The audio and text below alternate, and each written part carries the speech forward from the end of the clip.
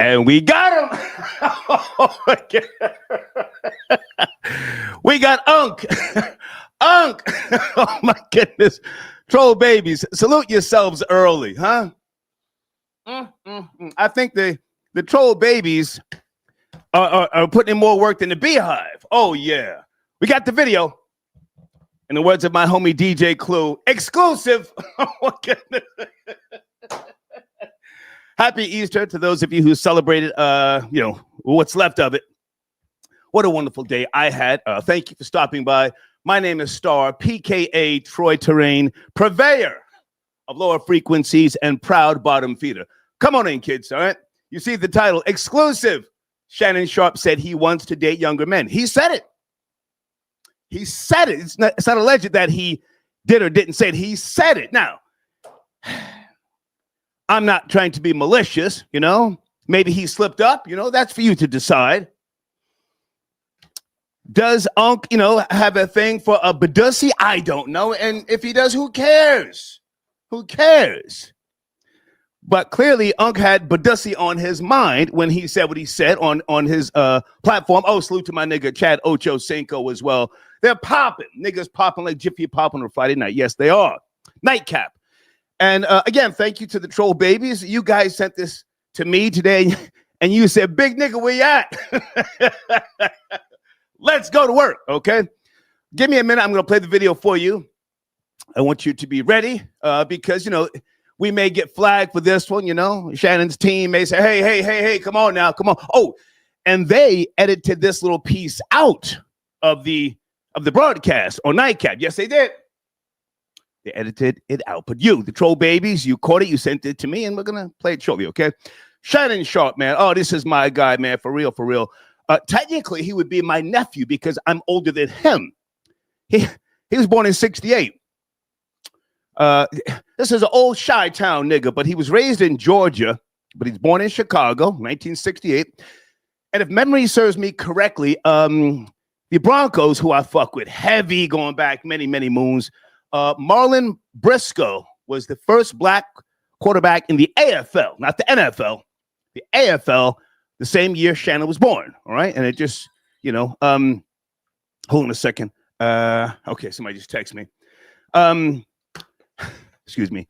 So Marlon Briscoe, can someone just, Deeds, can you check on that for me if you're out there? But anyway, so I truly, truly respect Shannon Sharpe. And Shannon, if you have a problem with this video, man, just, somebody shoot me an email and say, hey, come on now. You're doing too much. You're doing too much. Old nigga, take that down. And down this goddamn video will come, okay? Anyway, all right. So Shannon Sharpe played with the Broncos and the NFL from 1990 until 1999. Went to the Baltimore Ravens 2000 to 2001. And then he went back to the Broncos 2002 to 2003, okay? All right. Okay, so this all stems from Tracy Ellis Ross, daughter of Diana Ross. I think I met Tracy. I think she came on the Star and Buck Wild show in 2001, if memory serves me correctly. Very, very nice, classy girl. She was on Michelle Obama's trash-ass podcast that nobody cares about. And the clip of Tracy talking about she only dates younger men now or something. Okay, we expect that, She's an older woman. She's got gray edges and, she's got gray hair, I'm sure, in the vagina area. So, yeah, she can't get a ring at her age. So she said, I didn't even watch it, to be honest with you. She dates younger men. I'm not mad at her. But so somewhere, somehow in on Nightcap, Ocho Cinco, and okay, hold on a second. Somebody's texting me again. Ocho Cinco and Shannon Sharpe addressed this. And this is where Shannon Sharpe, again, he may have slipped up, but he didn't catch it. Whoever his team is, producers, they caught it. And I'm going to play it for you, but like I said, just give me a second, all right? Okay, guys, give me a second. I'm getting texts here. I sent Deeds a text earlier. I asked her to unblock everybody so we can really, troll out tonight. Okay, Florida Boy Jay, I see you, sir. Yes, sir. Yes, sir. Okay. Oh, yes, Marlon Briscoe, the first black quarterback in the AFL, American Football League. But in the NFL, I forget the guy's name. It was in the 50s. Okay, so that's my show tonight. Exclusive video. Shannon Sharpe said he wants to date younger men. Showrunner, should tipping be mandatory? I have a video that I watched earlier today. Holy smokes. Now, I'm not sure if this video is older, but it was posted 9 hours ago. I'm not going to put race or ethnicity into the equation just yet. I want you to watch it. You have what appears to be some type of worker, possibly a manager or owner, chasing someone for a tip. He gets real indignant. Supposedly, the guy paid $20 for a $17 meal, okay, with tax, $19.89. So the guy who's chasing him wanted a tip. Now, I have no problem with tipping. Those of you who, you've been following my show for years, I like to tip sometimes to motivate people, even if I know that the gratuity has been included. One of my beautiful ex-girlfriends, a Jap from the 80s. Jap is short for Jewish American princess. She taught me. She said, don't be so fast to tip people. Check and make sure the gratuity is not included. So the gratuity, which I'm sure you guys know, can be included in the purchase, if you're dining out, whatever. And so you don't have to tip on top of the gratuity, all right? But my question, should tipping be mandatory in the United States of America? Now, there are places countries, where tipping is an insult. No, thank you. They won't even accept a tip from you. We live by a different system here in America, I'm not bothered, but sometimes when I see, migrants, illegals, if you will, and they, whether they're serving coffee or what have you, and they've got the big fucking tip bowl right there. It's like, okay, well, can I get the service first, Oh, and when I was living in Georgia a couple of years ago down in Woodstock, I got bothered by going to some of the car washes because they would ask you for a tip in advance. I said, well, damn, can I get the service first, please? Anyway, so that's my show this evening. Again, salute to the troll babies. You guys, you caught this video of Unc Shannon Sharpe. And I'm going to call him Unc. Again, he's younger than me, so I should be calling him nephew, but I'm going to say Unc, all right? All right, sit tight on the phones. Also, a little bit later, guys, I want to ask the question, was Jesus born in Ethiopia? Ethiopia. Now, I'm not trolling. I'm not being disrespectful to those of you who are believers in the theory of God. God's a theory. Hell of a theory, but a theory nonetheless. And whether Jesus of Nazareth walked the earth or not doesn't bother me if he did or didn't.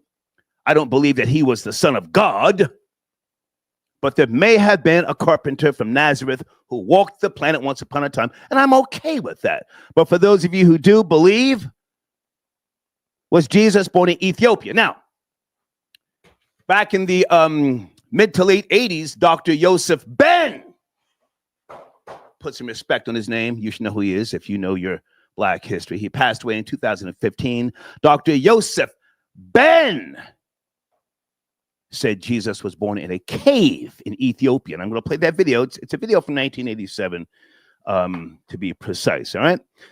All right, good evening, troll babies. How you guys doing? I do not have my contacts, and you should all be unblocked. I asked Deeds to unblock everybody so we can really turn up and just jump out the fucking window tonight. You guys okay?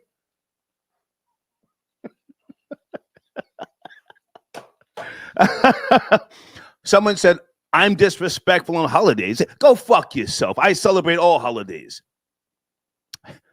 All holidays, I had a beautiful childhood. I support consumerism.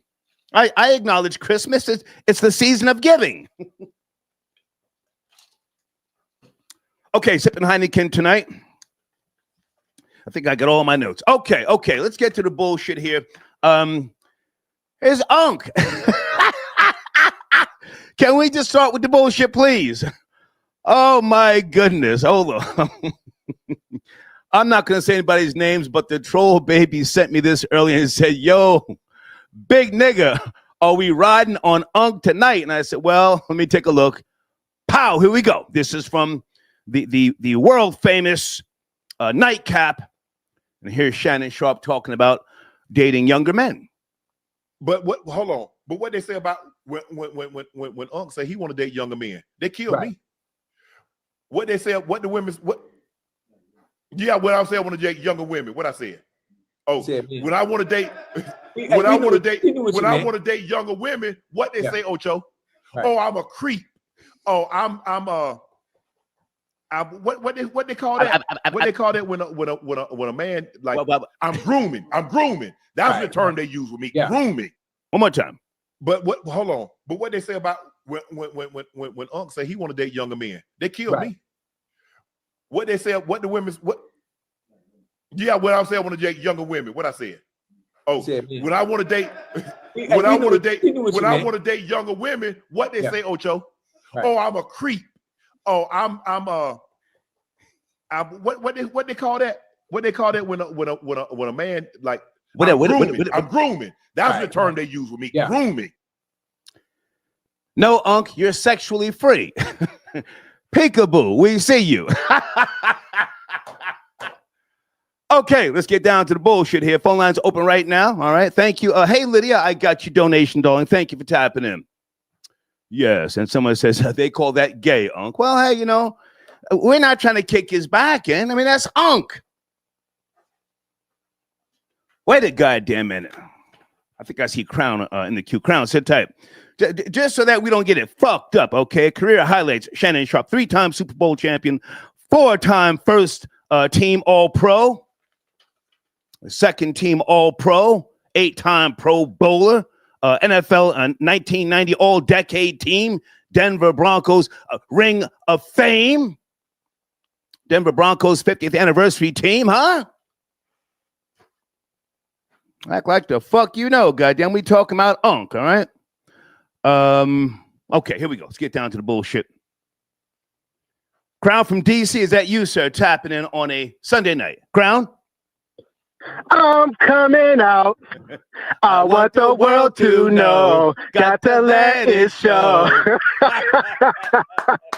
Hey, Shannon. Hey, girl. Hey, girl.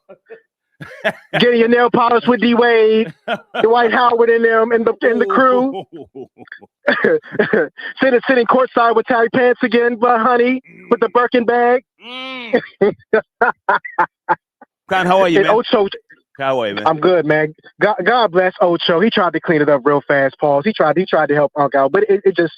Yeah, that was a super pause. Woo, shit. Yeah. Wow. But yeah, man, Shannon, listen, regardless if, you know, it was a mistake or not, Shannon, you've been in the media long enough to be articulate with your words and not stutter. You've never stuttered like that on ESPN when you're debating Stephen A, you know, so, I mean, hey, you know, it is what it is, but... Well, to be clear... I support Shannon Sharpe. I've made that clear when he first came out to get. I said, hey, man, I fuck with this nigga heavy. He reminds me of some of my Geechee family from Durham, North Carolina.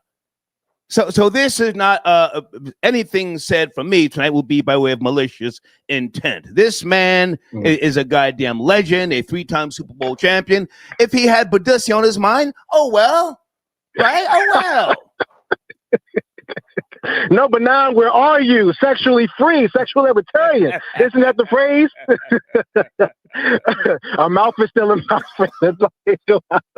Now, Crown, did you know that they edited that part out? If you go to a Nightcap and you go to the timestamp, you see the jump. So they went back and said, whoa. Let's cut the short shit short. Okay, Crown. Go ahead. Listen, because they know it's 2025. The media, the climate of the world, we're going to be on it. As we are right now, Troll Network. So, unfortunately for them, we're too fast. We have it. We screen recorded it. We have everything.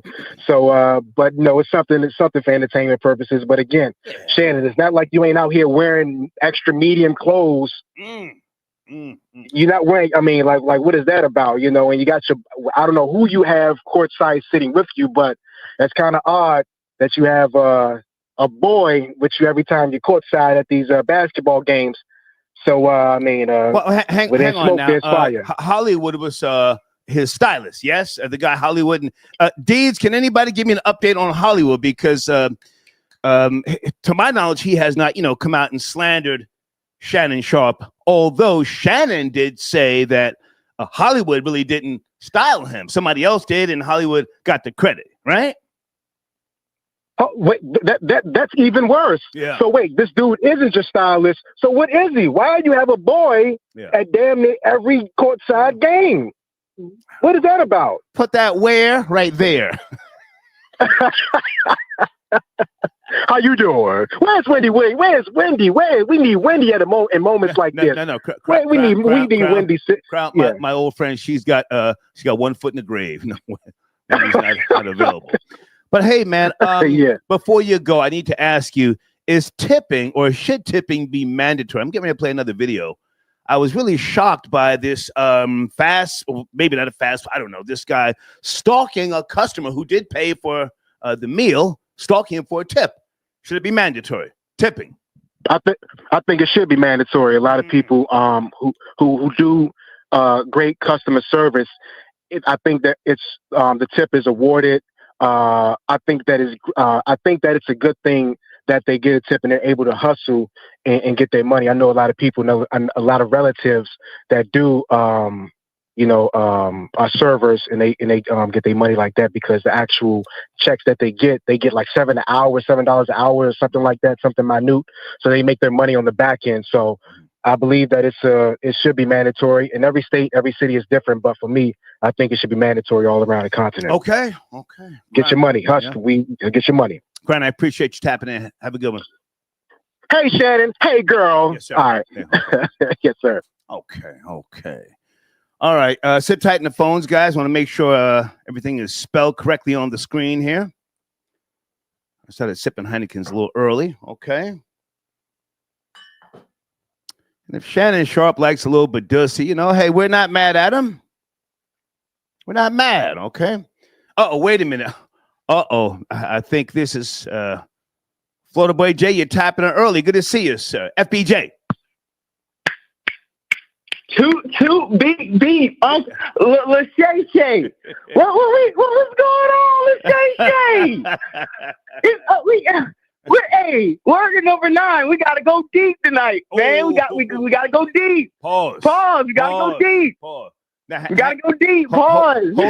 Hold on. You saw the video I just played. I'm gonna play it again in a little while. You saw the video? Yeah, man. I've seen it. We got the email. We talked, man. It's crazy.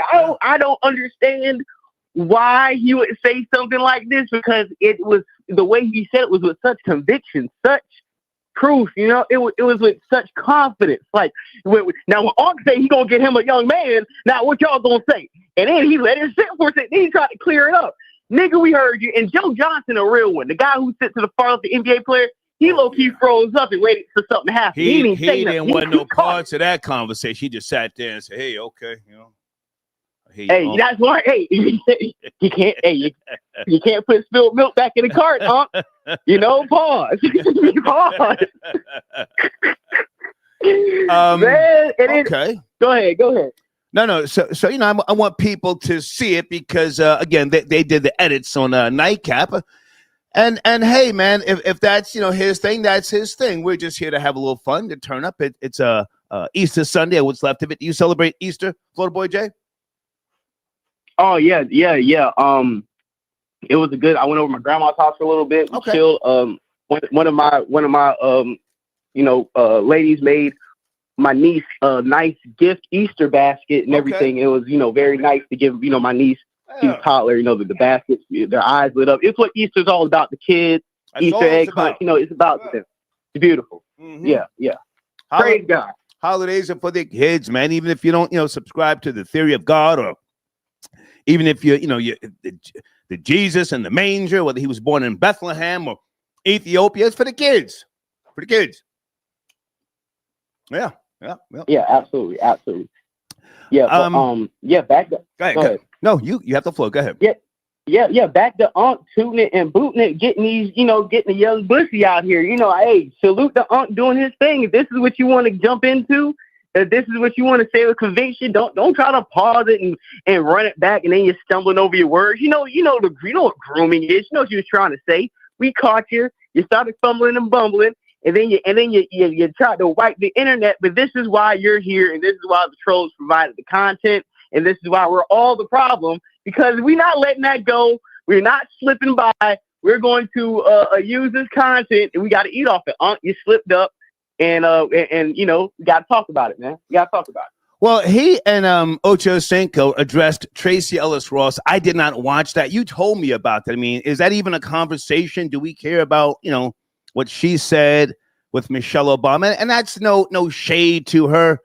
Yeah, I'm no supporter of Michelle Obama, but do we care about Tracy Ellis Ross? I spoke to Sunday earlier. She had comments about Tracy Ellis Ross. I was like, I don't really care. But do we care? I think it's not about her saying it. It's about the archetype of who she is. You have no kids. You have no husband. You never had a husband. We never even seen a man on your arm. You could be a carpet litter for all we know. And you want to sit up here and talk about toxic masculinity and all these other things. You're the poster child of what women don't want to be, of this fake empowerment. I can do this by myself. Okay. Oh, I like younger men. She's fitting every sensitive stereotype that enrage men and make women look bad. And also some women don't co-sign what she's saying. It's not the fact you want younger men. It's the fact that you're putting this perception on older men, as if the younger generation of men aren't listening to Andrew Tate and being red pilled in their demographic as well. Okay. It sounds like she wants more of a control and wants to mold to these young niggas, or even peg these young niggas, because you old. You old and freaky. You trying to turn these young niggas out. And we keep people who prey and groom on young men like that away. We got to switch it up. If Star is a creep, if you want to make Star and older men who got their stuff together creep for dating women. Well, hang on now. Don't throw me into the equation, because I don't. Yeah, we're not. Hang on. I don't pursue younger women. They gravitate towards me. So I'm not even really interested in what Tracy Ellis Ross is even talking about. But I just want to bring it back to Shannon Sharpe. He addressed what she said, for whatever reason. Maybe they just wanted some content. So, I mean, I'm okay with that. But this thing with him being accused over periods of time about, being into Badusi. Can we bring it back to Shannon Sharpe for the boy Jay? Absolutely. Like we said before, you over there bringing Hollywood to the games. And then when we finding out Hollywood, the same dude who exposed Kerry Rose back in the day, all on the boat, nut hugging and loving on the bussy boat, you come out, instead of just standing and doubling down like, hey, he my stylist, he get me right. There's a lot of gay stylists in the industry. That's just the norm. You talking about, oh, he ain't even doing it. I'm just letting him take credit for it. Oh, whoa. And then you hop out doing the Total Wine thing, doing your Le Portier cognac, and you hop out in a jumper romper suit, all bent out in shape like you just got both flex. We got a lot of questions on that. Ain't no football hits got you walking like that. I ain't seen LT walking around like that. I don't see Peyton Manning walking around like that. I don't see Dion walking around. Hang on a second. Thank you for the donation. Is it Capricorn 11? Or I have my contacts in. Yeah. Salute Star. Play the Shannon clip again. Sorry, I just played it 3 times. Give me a little time. I want to have a discussion about it. On. What's that? I think niggas are turned on. They want to see it again.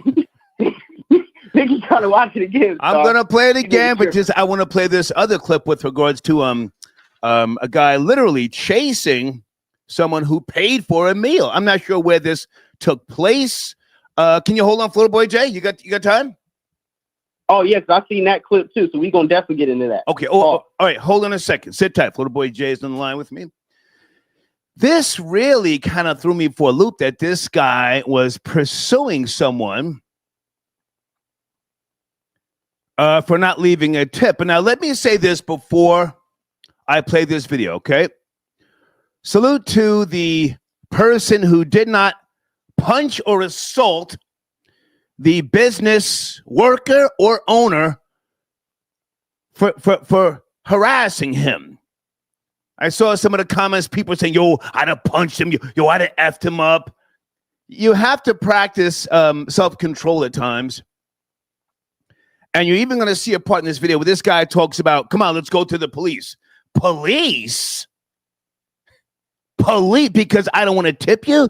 So clearly the guy wanted the patron to be violent so he could then get him arrested and then charge him with a hate crime.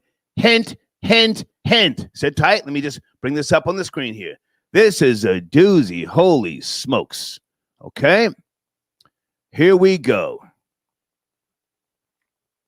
Let me make sure the volume's right. Hey, bro, what do you want, bro? What do you want? I paid for my food. I paid for my food. What are you talking? Why you following me down the fucking street? Nigga, you need to get the fuck back. You need to get back. Why are you following me? Why are you following me? What do you think? Why are you following me? What are you gonna do? Call 911. Call 911. If you need to settle something, you know who to call? Yeah, they're over here. I know them. I'm okay. Go tell them. You go tell them. Then you wait here. You go tell them. You go tell them. I paid for my food. I handed you $20. You can't charge me more than what the menu say. No, so what are you talking about? Bro, I'm not legally required to give you a fucking tip. Get the fuck back. Get back. Get back. Get back. Get back. Get back, bro. Huh? I'm telling you to get back. Yelling at me. I'm not trying to fuck with you, bro. Bro, I'm not trying to fuck with you. You piece of shit. Bro, I'm not trying to goddamn fucking yelling at me. I'm not trying to fuck with you, bro. You shut your goddamn fucking mouth, man. Why are you following me down the street? You piece of shit, little piece of shit, man. I paid for my food. I'll smack the shit out of you, punk ass, man. I paid for my food, bro. Piece of shit. I paid for my food. How the fuck you didn't think you make money? I paid for my food. How am I fucking staff supposed to make fucking money, huh? So raise your price, huh? Bro, we can solve this chill, bro. We can solve this chill, bro. We can solve this chill, bro. I paid for my food. We can solve this chill. Come here. We can solve this chill. Let's go talk to them. Why are you harassing me? Why are you harassing me? Fucking raise your goddamn voice at me. Why are you following me down the street? Slap the shit out of you, man. Why are you following me down the street, bro? Why are you following me down the street? When I get slapped up? Why are you following me down the street? Why are you following me down the street? Bro, chill out. Fucking make money, huh? Chill out. Why are you following this man? Chill out, bro. You need to calm down, bro. You fucking raise your goddamn voice at me, huh? Bro, you need to get back. You trying to back me into a corner? You trying to back me into a corner, bro? What is wrong with you, bro? What are you doing? What are you doing, bro? What are you doing? There's nothing wrong. What are you doing, bro? Bro, what are you on? What are you doing, bro? Bro, what are you doing? Bro, what are you doing? What are you doing? Multiple threats. He keeps saying, "I'll slap the shit out of you." Take my bag. Take my bag. Hey, take this. Hey, get back. Get back. Get the fuck back. Can you believe that? Table to sticks ramen. Can anyone Google table to sticks ramen? That's what was on his shirt. Is that the name of the eatery? Floater Boy J, your thoughts? And you know what? Don't even make reference to the guy's ethnicity. Don't feed into that game. Floater Boy J, can you speak to the video we just watched? Yes. Come on. The main thing that I noticed watching the video wasn't about even like race or anything. It was more about the environment and the state you live in dictates behavior. Now, if that same situation happened in a stand your ground state, you know what I'm saying, in a very loose gun state, he wouldn't have been walking up on that man and talking to him and threatening him like that, because he would have got clapped on some stand your ground laws, on some I'm out of your establishment, I paid my bill, and I left. Tipping is not required. So if you're mad, you have to be mad. But once Can I jump in for a second? Well, let's deal with what we have. We don't know where it happened. There was no physical contact from the guy who was filming. And I'm going to say again, salute to him for not punching or feeding into the little game. Can we just focus on tipping? Should tipping be mandatory? Where did this guy get the gall to pursue someone for a tip? He paid for the meal. Go ahead.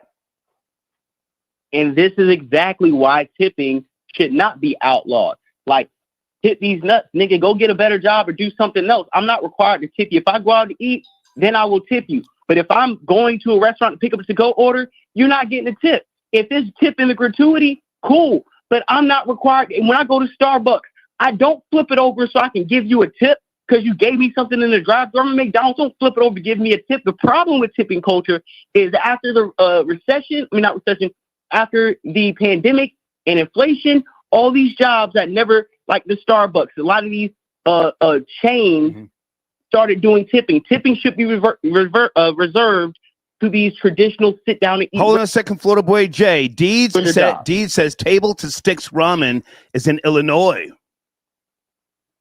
Now this video, again, I just saw this today. I'm not sure if this is old or new, but I'm taking a few calls. If anybody wants to cam up, let me know.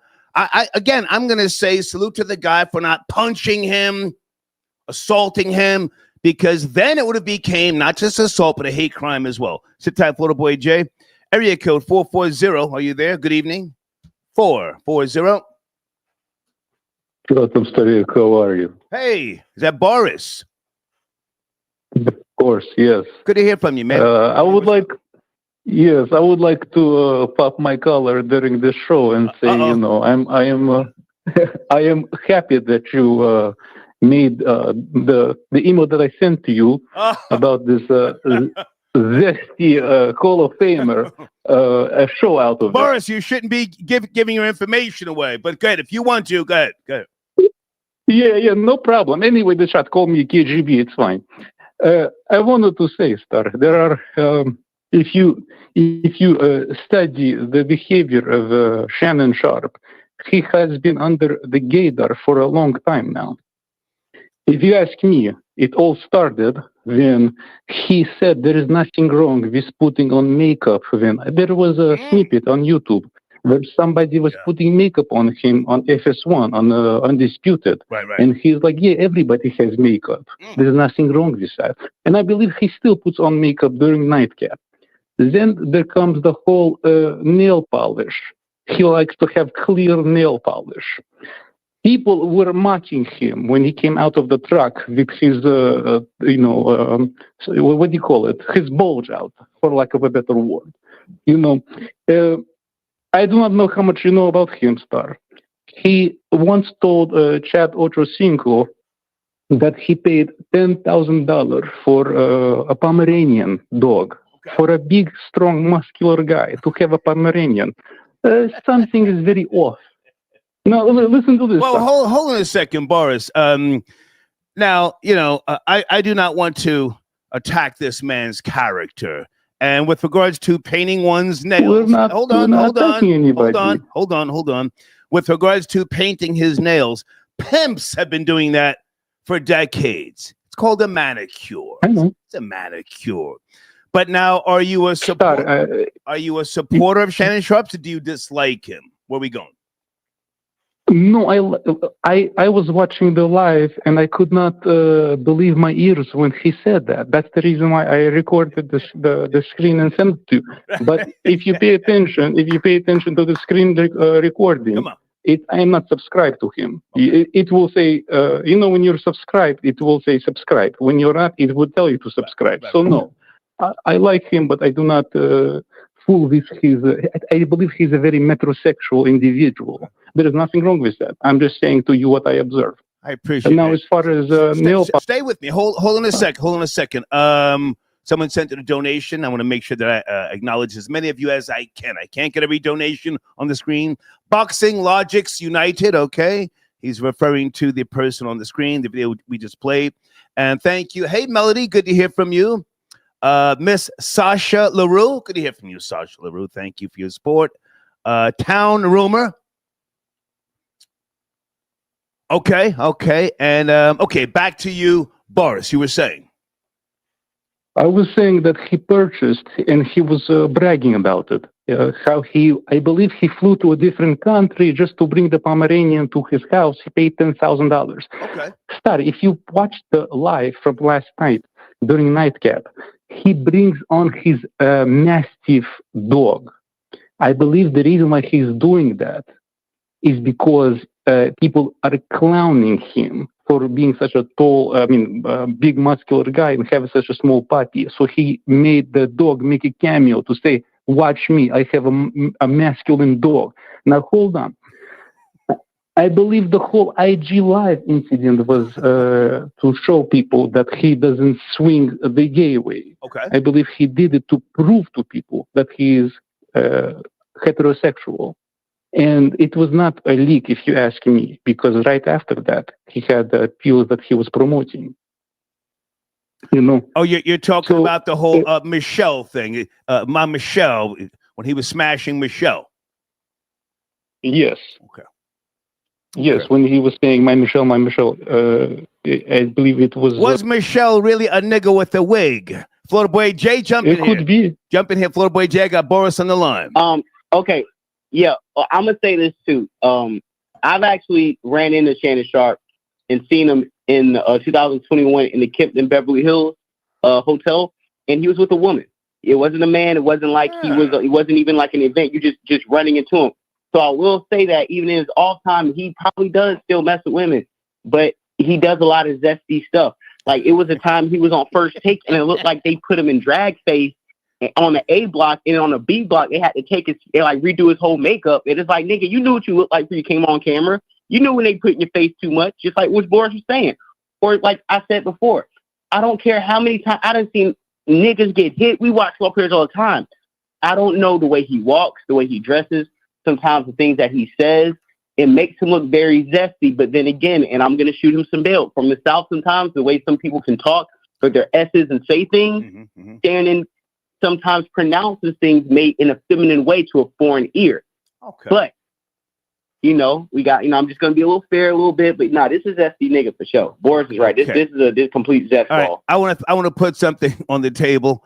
I'm more bothered by the singer Tank. Tank, who said, correct me if I'm wrong, when he was on, what is that show with Angela Yee? Was it Lip Service? Lip Service, yeah. Tank said, if you smoke a pole, it doesn't mean you're gay. Did you guys catch that, Boris? Yes, I remember that.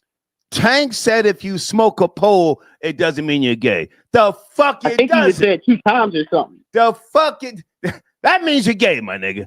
Boris, back to you. Yeah, Boris, I want to hear from you with regards to tipping. Should tipping be mandatory, please? So I will touch on the tipping. I just wanted to finish the Shannon Sharpe thing. I have one small thing to say. Come on. Also, during that live during the same live, he was saying, by the way, Chad Ochocinco still does not know who Michelle is. I just find it odd that your business partner still does not know who Michelle is. Yeah. You know what I mean? And in regards to Joe Johnson, keeping it on the hush, not saying anything, if you look at the comments during the last live, they were not letting him say much. A lot of the comments say, Shannon, we love you, but you need to let the person with the ball knowledge, Joe Johnson, speak. You're bringing him and he doesn't talk. That's just one note.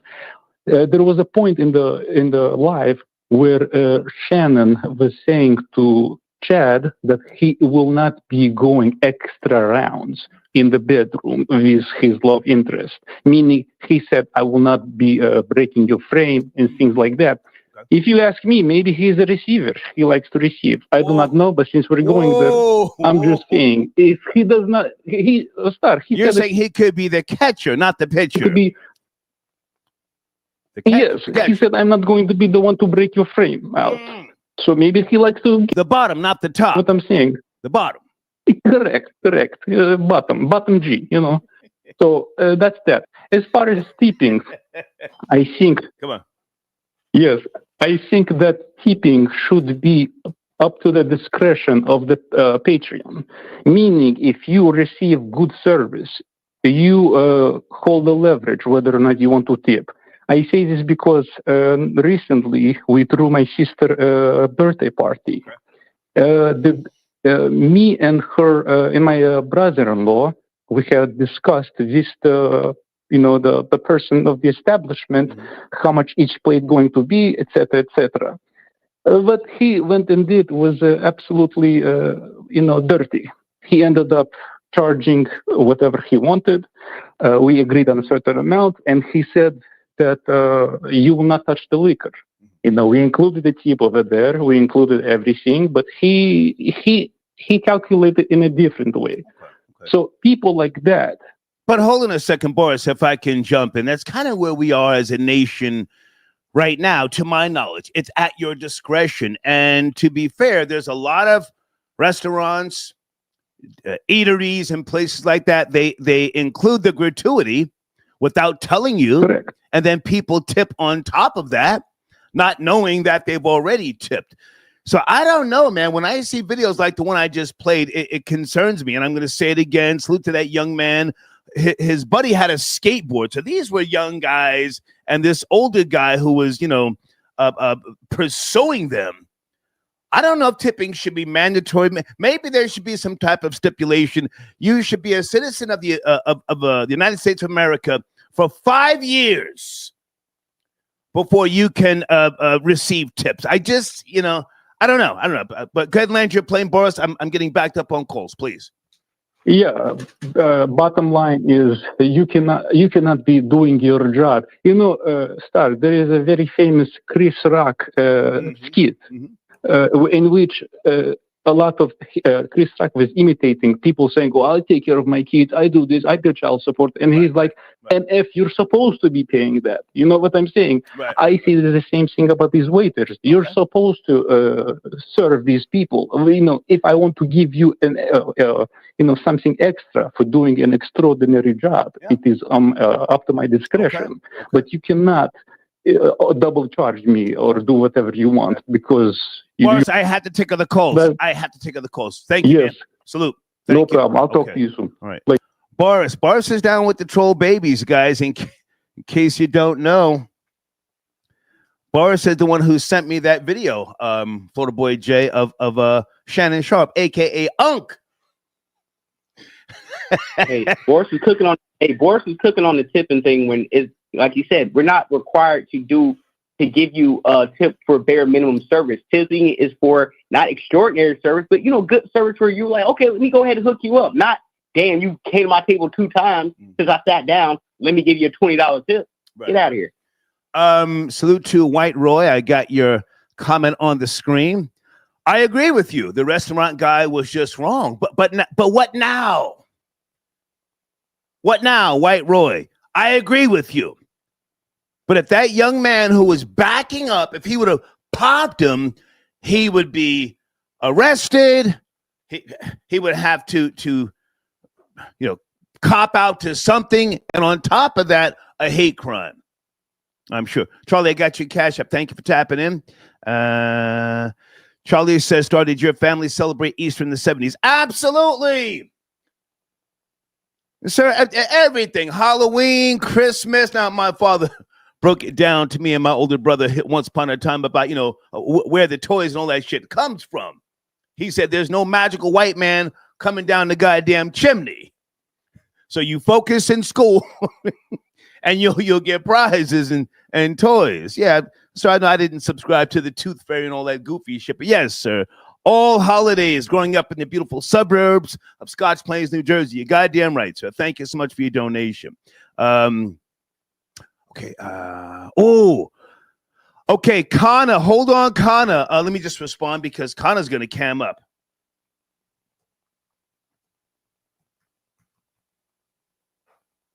Connor is ready because I asked a question. Was Jesus born in a cave in Ethiopia? Florida Boy J, sit tight, sir. I got you in the queue. This might be Qual Up. Area code 272. Good evening. Are you there? 272? Yeah, what's going on, Star?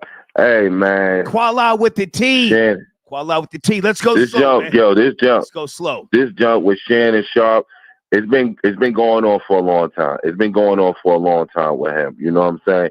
The problem was, if you go back, when Cameron mentioned something about him, right. Mike Epps mentioned something about him, he goes live and says, "Oh, yo, I didn't know my phone was live when I was doing what I was doing with that whoever the lady named Michelle was." That all come out suspect after everybody start questioning certain things about you. Right? I'm listening. So now you go back to this situation with him. This is not the first time he said something loud with Chad Ochocinco about men. And Chad be like, oh, yo, you got to come back. He was like, and then he'll stutter, and then he'll try to make it right and try to fix it. So it's not the first time this happened. This is not the first time this happened with him. This is several times this happened with him. Okay. The problem with it is, the problem with Shannon Sharpe is, he does stuff for attention right now. Everything he does is for attention. Shannon Sharpe is trying to get $100 million or better new contract for his podcast. And he deserves it. Let's be clear. Shannon is my guy. I'm not trying to clown him. If his thing is Badusi, that's his thing. He said it on video. Guys, I'm going to play the video again. Just bear with me.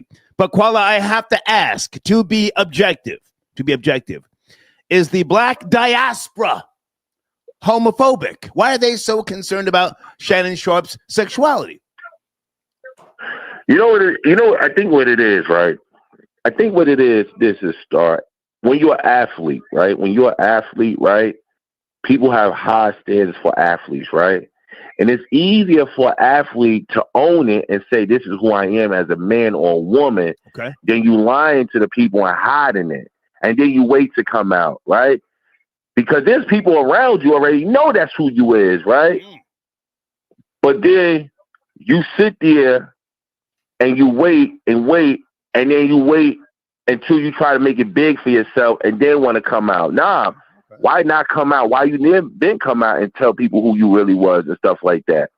Hang on a second, Kuala. Asa, his comment on the screen says, Kuala wearing a head wrap.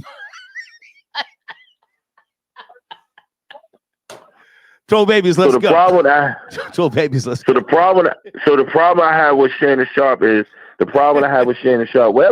wherever you want to be, if you want to be with a man, that's who you want to be with. That's on you. Nobody lose love for Shannon Sharpe. We got a lot of love for Shannon Sharpe. Yeah, the problem with Shannon Sharpe is he definitely is zesty. He definitely is zesty. And the guy, his stylist. He got paid off. Tasha K said that. Tasha K talked about that. Said, oh, Shannon Sharpe must have cut that check. But they say Shannon Sharpe didn't give the check to him. But somebody else cut that check for him. So it could have been anybody on Shannon Sharpe's team. Well, that's hearsay. Kuala. That hearsay, we don't know if it cut was checked. I mean, it sounds great, but Hollywood has not come out and said anything since. The former... Nah, he haven't said anything since. Right. All right. And as far as tipping, it should be mandatory. It should be mandatory. Wow. You understand? These people work hard in these restaurants, and people can say, well, that's the job field they chose to do. I understand that. But some of them work hard at that. And they don't make no money. They live off their tips. So if they don't get no tips, what money are they possibly making? An average person at a job, whether it's a warehouse, whether you work in a grocery store or whatever, you make it more than a person working at a restaurant. Can I jump in? So they live off those tips. Can I jump in? Now, whether you get them, Kuala, go ahead. Can I jump in? Would you have any problem with tipping fast food workers, whether it be Wendy's, McDonald's, KFC? No, Bojangles? I'm not tipping fast food restaurants. Bojangles, why not? I think they deal with a lot of crazy people on a regular basis, day in, day out. I would rather tip fast food people at the goddamn window than going into Dunkin' Donuts where they got the big goddamn the bucket or the bowl right there. Give me some of those other names, Florida Boy J, these places that had the goddamn Starbucks. Starbucks. Yeah. Like I said, Taco, all these restaurants, KFC, every restaurant has now turned into tip $1 or $2, and it's like, no, I'm going to tip these people at the restaurant. Do you people tip your drug dealing plug when he pulls up 3 a.m. with that fire? I think you should be tipping him, or these bum people in a drive-through pressing you because you want extra barbecue sauce like it's coming out of their check. I ain't tipping you. Give me my barbecue sauce. Okay. Here's the thing. Come on, Kuala. If you're tipping the people in the restaurants, they make minimum wage. They make like $7. people that work at fast food restaurant, whether they work at the window, whether they work at the cash register, they're making more than those people that work in that restaurant. And let's be honest, people that work in a restaurant work 3 times harder than the people that work in these Are they illegal, Kuala? Are some of those people in these? That's a tricky part right there, son. That's a tricky part right there. Some of those dishwashers, some of those people who bust the tables, some of those people who are in the backs of those restaurants handling food. They do not have culinary training. They don't know how to store food at the right temperatures.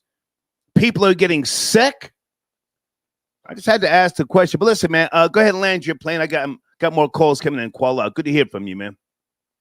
Nah, but like I said, I'm keeping it like I said. I'm gonna be honest with you. They deserve it. They like these people in these restaurants. They deserve to get the tip. And my man that ran, I hope he get fired. I ain't wishing no bad luck, but he should get fired. You don't chase a person down for a tip. That's a problem. You gotta chase somebody down. It sounded like he had a bad day. It sounded like he had more going on than just a tip. Okay, Kuala, great to hear from you, man. Salute. Thank you for tapping in. You too, man. Okay, Kuala. All right, hold on a second, everybody. Thank you for your donation. Marshall Bussington III. Sometimes it doesn't matter the sex of your object of desire. I'm no gangster, but I've been called the Sultan of Love. Have a marvelous Easter Sunday. Thank you. Anonymous says, notice how none of them said pause and then said, we know what you mean. The cat's out the bag. Or should I say the closet? Okay.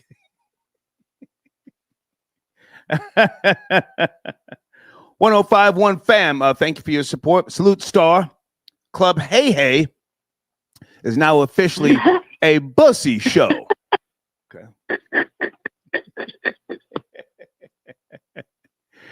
Florida Boy J, how did John Morant do today? Man, they threw a grenade on that nigga today, dog. What happened? What happened? He shot they block up. Them niggas got blown out by like 50 points, man. Oh. I don't know what Ja was doing, if he was cleaning the firearm at halftime, but that nigga ain't show up. That nigga showed up with an empty holster. Shy, Gillis Alexander, boy, every Lou Short, man, they put foot to ass today. This is going to be a long series if Ja and the Grizzlies don't get it together. Matter of fact, it's going to be a very short series. Yes, sir. Salute. Florida Boy J tapping in. Grin Styles, I got your donation. Thank you so much. Don't forget to tip your tattoo artist. Okay. I think people do tip tattoo artists. That's a huge industry. Huge industry. Mike, I got your donation. It's poverty mindset to tip everyone. Okay.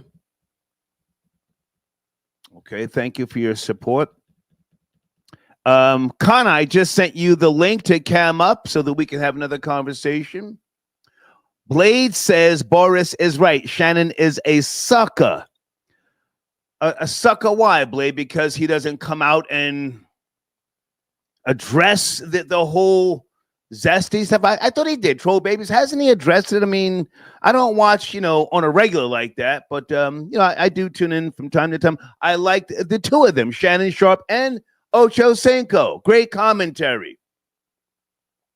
Shannon Sharpe is very deserving of that huge deal coming up, all right? Guys, also, www.stacygalore.com. Stacy is hiring. Please go there. Tell Stacy I sent you, okay? And I'm going to be bringing Connor in. Hold on a second, because I want to have a conversation here with you guys. Was Jesus born in Ethiopia? Let's get down to business. Peace, Connor. How are you? Hey, I'm fine, Shalom, Star. Thank you for having me. How are you? Thank you for being available. So, do you acknowledge Easter at all? No, not at all. Okay. It's the worship of the god of Estar, an ancient deity, and they tricked us into believing all this stuff. And by saying it's for the kids, it's a lie. It's all a lie. So definitely no. We have in the Bible, it has a list of all the holy days, and this is where they got they take the holy days from. So we have Passover, they put Easter. We have the Feast of Dedication, they do Christmas. We have the Feast of Tabernacles, the Feast of Trumpets, the Day of Atonement, where we fast. All of this is in the Bible, and you hear nothing about this. Hang on a second, Connor. I have on the screen right now, www.hebrewism.com. That's your platform, yes? One of your platforms. Yes. Okay. Guys, this is Connor tapping in. She's in Jordan right now, originally from Brooklyn, New York, but you've been in Jordan how many years, for those who don't know? It's about 17 now. I came in 2008. I left America in 2008. I went to Israel initially, and then I spent a little time in Egypt, and then I end up in Jordan. So it's about 17 years altogether. I've never been to Egypt. I've always heard that people are always harassing tourists for money. Any truth to that? Oof, yes. I lived in Egypt 2 years. I hated it. It's very dirty, dusty. I couldn't take it. But I was working there as a teacher, so I had a job and I stayed. And I was trying to feel my way out, where I was going to be. And then I ended up in Jordan. I really loved it. I was like, wow, if I could find a job here. I went to Jordan on vacation from Egypt. So, okay. Yeah. So you are a woman of strong faith. For those who don't know, what do you classify your faith as, your religion, for those who don't know? Hebrew. I'm a Hebrew. It's called Hebrewism. And it's from Abraham, Isaac, and Jacob, the children, who were born under Abraham.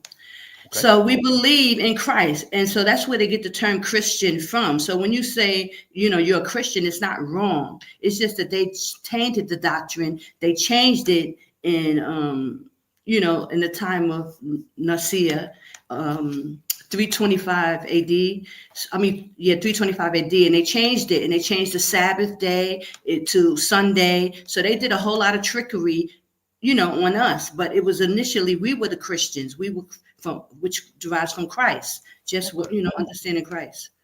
So, guys, we are going to continue our conversation about Shannon Sharpe said he wants to date younger men. I played the video footage. I'm going to play it again. We're going to continue the conversation. Should tipping be mandatory? But Kana said she was available tonight to have a discussion with me because it's, we're closing out on Easter Sunday.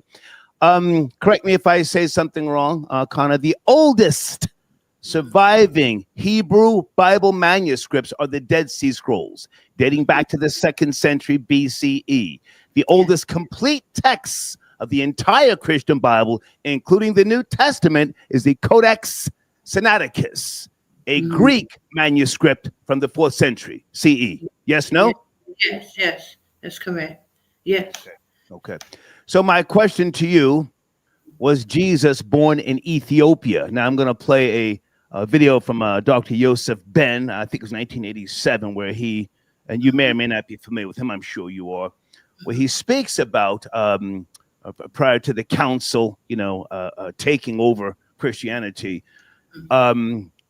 Was Jesus born in Ethiopia in a cave? Connor, please. Not at all. And, the scriptures tell us to believe on Christ as the scriptures say. And that's very important because a lot of people will miss, and especially because we were in captivity under curses, we lost our identity. So they put all these stories out. Who is we, Connor? Who's we? The Blacks, Latinos, the Indian, the tribe of Gad. There's 12 tribes of Israel. We all went into captivity on some level, but the Blacks in America are the children of Israel, the tribe of Judah. And we are the... I disagree, but go ahead. I disagree. We are the head tribe. This is the tribe that Christ himself came under, the tribe of Judah. And the scriptures tell us that we would be in the neck of our enemy. So we are very close to Esau, the white people in America, right next to them, because we're the head tribe. So they make up all kinds of stories as opposed to this. And even a lot of Black scholars who are unlearned will ascribe to this type of teaching because they don't believe.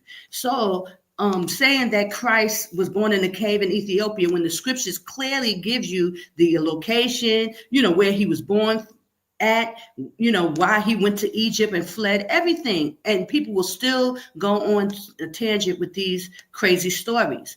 So it's important that we must believe John 7 and 38 tells us. So I want to point out these scriptures so that people can write it down. John 7 and 38 say, believe on him, on Christ, as the scriptures say. And if you don't believe, when you go to John 3 and 17, you're condemned already. So that's something you should consider, Star, as you being listen. I've done deep dives with regards to religion, many different various forms of religion, and I've already reached the point where I'm at, and I'm comfortable with where I'm at. I don't feel the need to discredit anyone else. You believe what you believe, right? Yeah. But we agree to disagree. Let me play Dr. Yosef Ben from 1987, who says otherwise with regards to Jesus being born in Ethiopia. Everybody sit tight. I have Connor on the line. Oh, and David, do you want to chime in? David from Canada, David D. Cordova. You can always email me. Get on the screen. Let me play Dr. Yosef Ben here. Okay, everybody sit tight. Okay. Let's get down to business here. Up until the Nicene Conference of Bishops in 325, when Rome, under the order of Constantine, the Roman emperor, ordered the 219 bishop at Nicaea, and they took away Christianity from the Africans. Just remember that before they said Jesus was born in a manger in Bethlehem, they said he was born in a cave in Ethiopia. It was at the Nicene Conference that changed that. Let's go further. Wait a minute, let me be sure I'm following you now.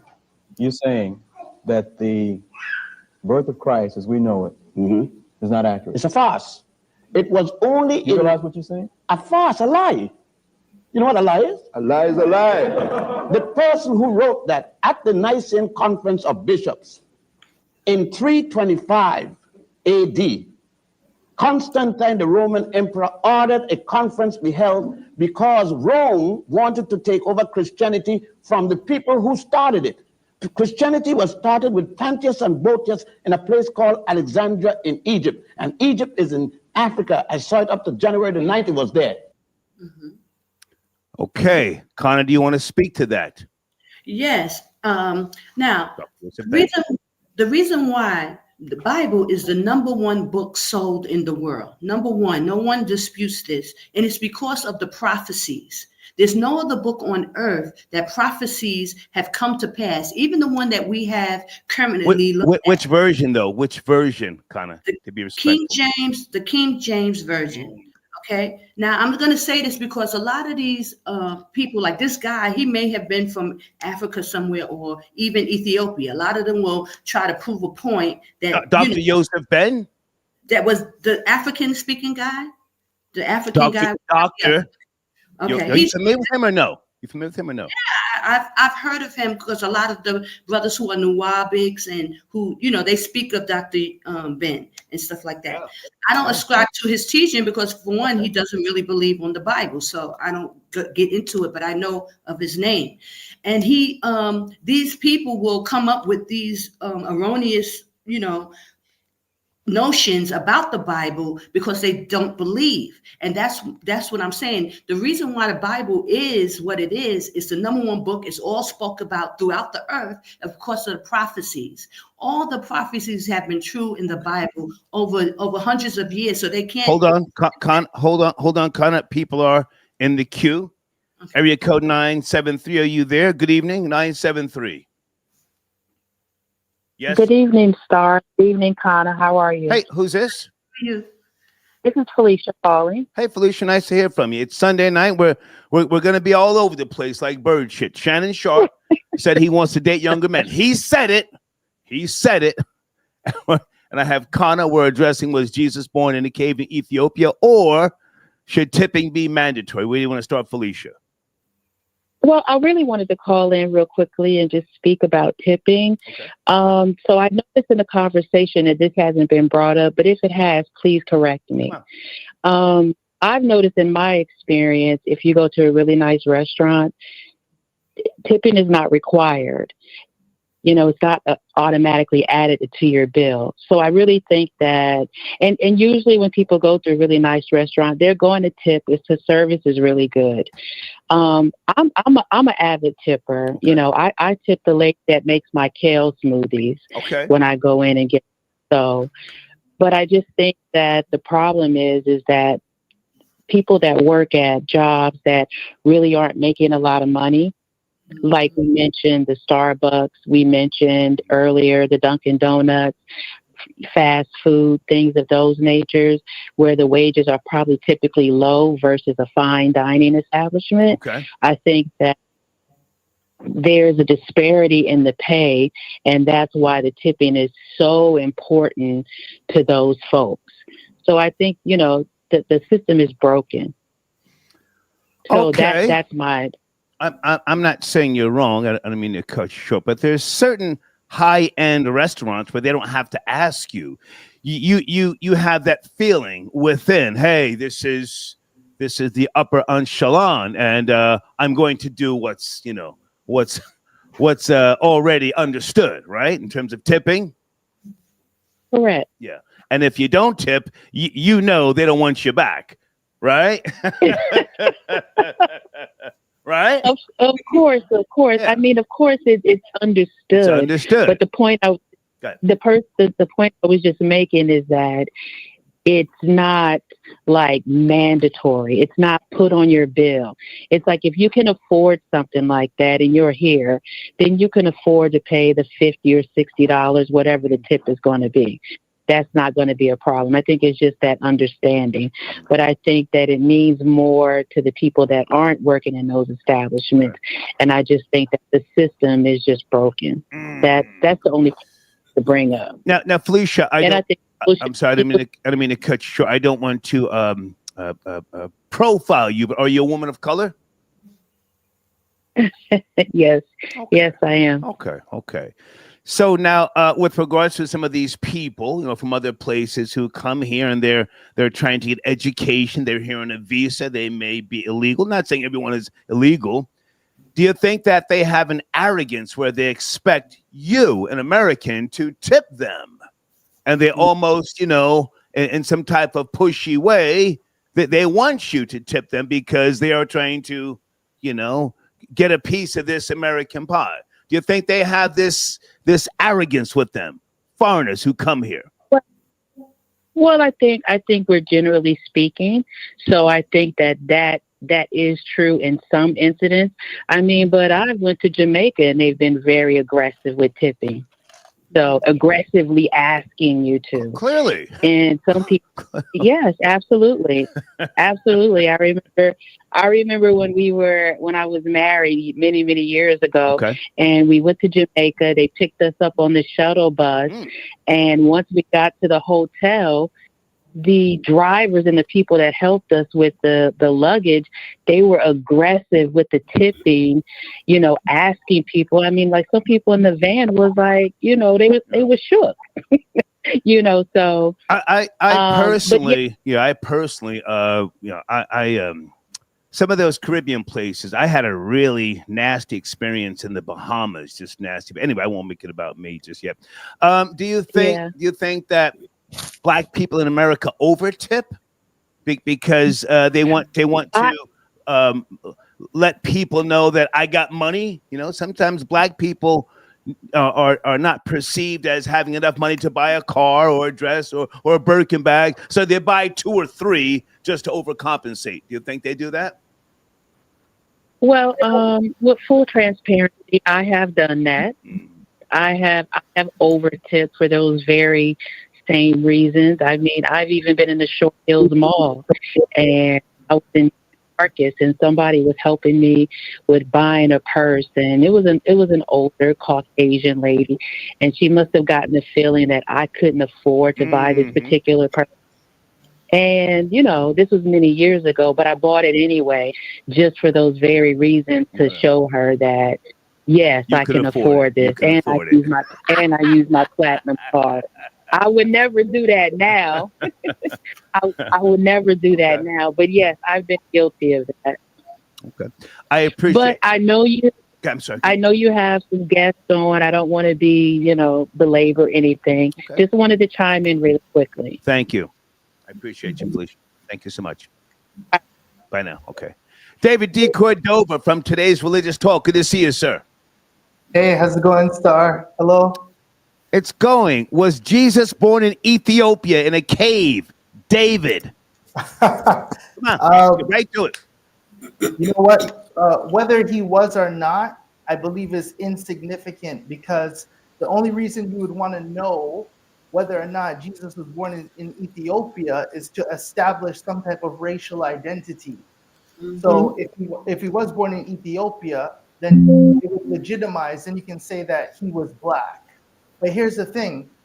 You don't need to establish him being in Ethiopia, being born there, in order to establish a racial identity. Because you can do that regardless. Because, look, Moses' wife was Ethiopian. That's a fact.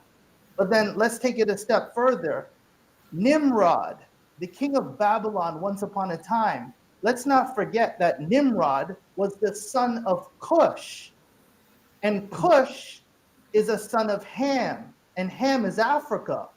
So if the Babylonian king is a son of Cush, that means that Nimrod was an African. Now, Babylon... If I can jump in. But now, to be fair, there's a lot of people today who, if they had that comfort with regards to, Jesus and his true DNA structure, you don't think that would make a difference worldwide? That would make a huge difference, because I've always said that Jesus's racial identity is more important than his message. Yeah. And that's my position. But you just said the opposite when you first came on the line. Well, it would be what I'm saying is that we don't need to know that he was born in Ethiopia to know that he was black. We can establish that by other means. If I'm making sense. I hear you, but no, sir. As a non-believer in the theory of God, and again, whether Jesus walked the earth or not, I'm not tripping. But mankind needs to know. Putin just opened up the vaults in Russia and showed different pictures. The Black Madonna, yes. Yeah. Yeah. Yeah. No. Connor, can you speak to the Black Madonna before I bring in other callers? The Black Madonna. Yes, well, we know that Christ's mom was black, so that is just the people who wants to make a deity of his mother. She wasn't, significant as they try to make her, because even Christ said, those who are my family are those who do the will of my Father. And he would ask, say to his mother, like, what do you have to do with me? Because he was making a stance that unless you worship the power that sent me, all bets are off, paraphrasing, but I'm just saying. So the Madonna is just them deitizing his mother, from the, Christianity aspect once they turn to Sunday worship and those things. But Christ never ascribed to that. And he said that in the scriptures. Okay. Everybody sit tight. Area code 203, good evening. We are having a discussion on a few different topics. Thank you for your patience. 203, are you there? Sunday night. Yes, no, maybe. 203, we got to go if you're not ready. Okay. 203 hung up the line. Area code 210, are you there? Are you ready? Good evening. 210. Yes, sir, Star. How you doing tonight? Hey, what's up, man? Wanted to touch on either the tipping thing or the where Jesus is from thing. Okay. Are you one of my trolls? You sound like what's that guy? His name? Butt Plug. Are you Butt Plug? Butt Plug? No, stop. No, sir. I'm not. Whoever had the audacity to name himself the Butt Plug. Well, listen. We're having a zesty show. There's a guy named Boy Juice. There's a guy named Butt Plug. Okay. Your name's not Butt Plug, and you're not trolling? No, my name is not Butt Plug. Okay. Come on. So about the tipping thing, when it comes down to the tipping, it's like this: it's my money, I can do what I want with it. Okay. Tipping is an option in this country, not mandatory. I can understand somebody wanting to follow you down the street that worked there because you stole something out the store you didn't pay, whatever the case is. But trying to be a hero. Well, hold on. Now, the video that I played earlier, that guy didn't steal anything. He paid. Well, let's be clear. That guy paid. Okay, with the video that I played earlier, and he was being harassed for a tip. I just want to make sure we're not going down a different path. Go ahead. Yes, sir. What I meant was it would be a different story if he had taken something from the store or something like that. But if he's a paying customer and he didn't leave a tip, what if the person just didn't have good, I don't know, customer service or something like that? It could have been that. So to follow him down the street and threaten them, talking about I'm going to F you up and all that, that's no good. He said, "I'll smack the shit out of you." Quote unquote. Now, do you give the guy who was filming any credit? He showed restraint, right? He sounded like a black guy, you know. Yeah, that guy was the Jedi master of self-restraint, if you ask me, because if you follow me down the street and all this, it's not going to go good. Maybe I get sat down in jail trying to defend myself. You know what I mean? Like, that's scary. That's scary. Somebody following you all the way out that store and all that, that's too much. Okay. I need you to address the main topic. Shannon Sharpe said he wants to date younger men. Your thoughts? Did you see the video that I played? I was waiting for the video. I didn't see it. Okay. Maybe I need to rewind all the way to the beginning. You're a liar. You're a liar. And sir, you sound like butt plug. You're butt plug. No, I'm not butt plug. But all right, as for the Jesus, no, never mind Jesus. I got to get back to the show, man. Good to hear from you, butt plug. That's one of my trolls named Butt Plug. I know who that is. Guys, is Gangster of Love in the live chat? Holy smokes. Gangster of Love, can I... someone sent me a donation. Gangster of Love, where'd you get your name from? Oh, my goodness. Connor, sit tight. Are you good, Connor? Can you hold on? Yes, I'm good. Connor and David D. Cordoba, we're having ourselves a discussion this evening. There is Connor's website, www.hebrewism.com. Where's your friend who's a descendant of Moses? Is he available to come up? I'm not with him now, and he's in Kadesh. And when I go back down, probably later on in maybe 2 weeks, I will go down, and then I'll definitely try to call in. All right, sit tight. This person has been on hold for a while. Thank you for your patience. Area code 210. Good evening, 210. 210, you ready? Please don't kill the vibe. Yes, no, maybe? Okay, you've been on hold for a while. Got to keep it pushing. Let me bring in area code. Oh, I think this is white boy Rory. Rory, is that you tapping in on a Sunday night? Yo. What's going on with you, man? Good to hear from you. What's going on, man? Happy Easter. Happy Easter. Absolutely. Happy Easter. Let me say to all the Christians. You saw the video? Let me say to all the Christians around the world who are celebrating the resurrection of Christ and the true Son, the true prophet of God in the flesh and his resurection. Let me say salute to all of them and happy Easter to all of them. Okay. And we're not going for this, fake cult Hebrewism. Whoa. Yeah, no, hell no. This disrespectful. This lady's disrespectful on Easter Sunday. That's what these cults like Islam and like her do. They come up on all high holy day and they think that that's okay. This would be the equivalent of me coming up on Ramadan and laughing at them for being hungry. No, she's way out of line. I'm not fascinated by this woman whatsoever. She looked like she got a shower. Okay, I don't want. Hey, Rory, slow down. No name calling. Hey, no name calling.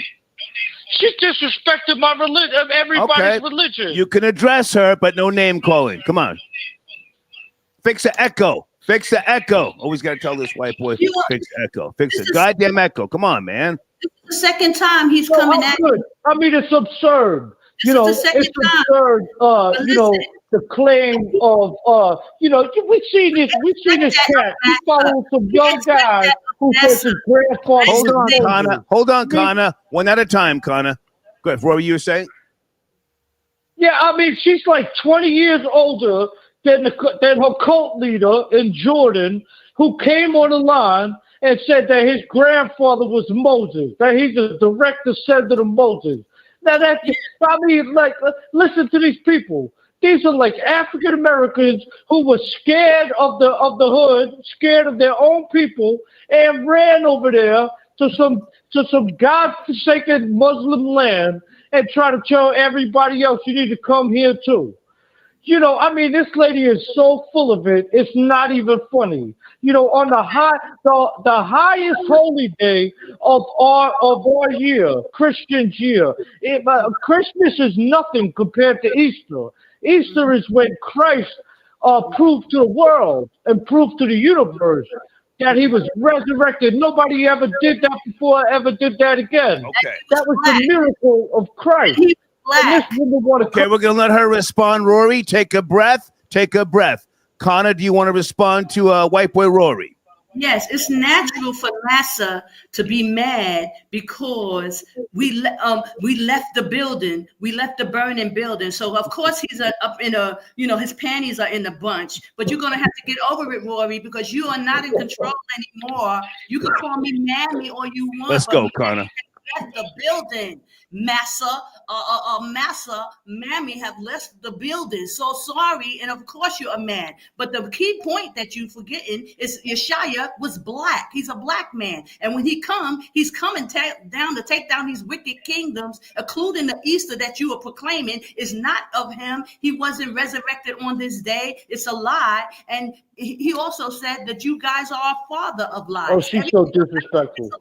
You're She's not calling you names, so let her speak, Rory. Continue, Connor, then I'll let Rory respond. Yes, it's all a lie. So you're believing a lie, you're proclaiming a lie, and you're standing for a lie because your forefathers benefited off of our fall. And that's why you're mad. You're not mad because of I'm proclaiming Hebrewism. You're mad because your empire is crumbling right before your face, and you're going to have to get over it. Rory, do you want to respond to Connor, who's in? Yeah, I just want to point out the obvious to everybody listening. I just want to point out the obvious to everybody listening. Come on. She went very fast from scripture to insane prejudice and racism. She went very fast. She went back for a woman of the cloth. For a woman who's very religious, she went very fast to talking about master and white people. Connor. Let him speak, Connor.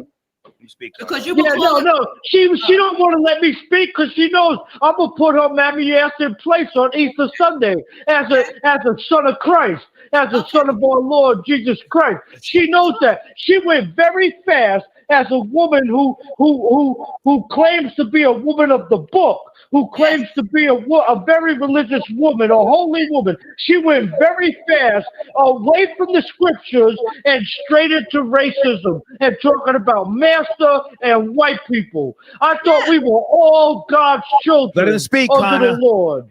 Connor, let him speak. Let him speak, Connor. I let you speak. Let him speak. Lord. Come on, Roy. No, this lady is a pure propagandist. She's in a cult.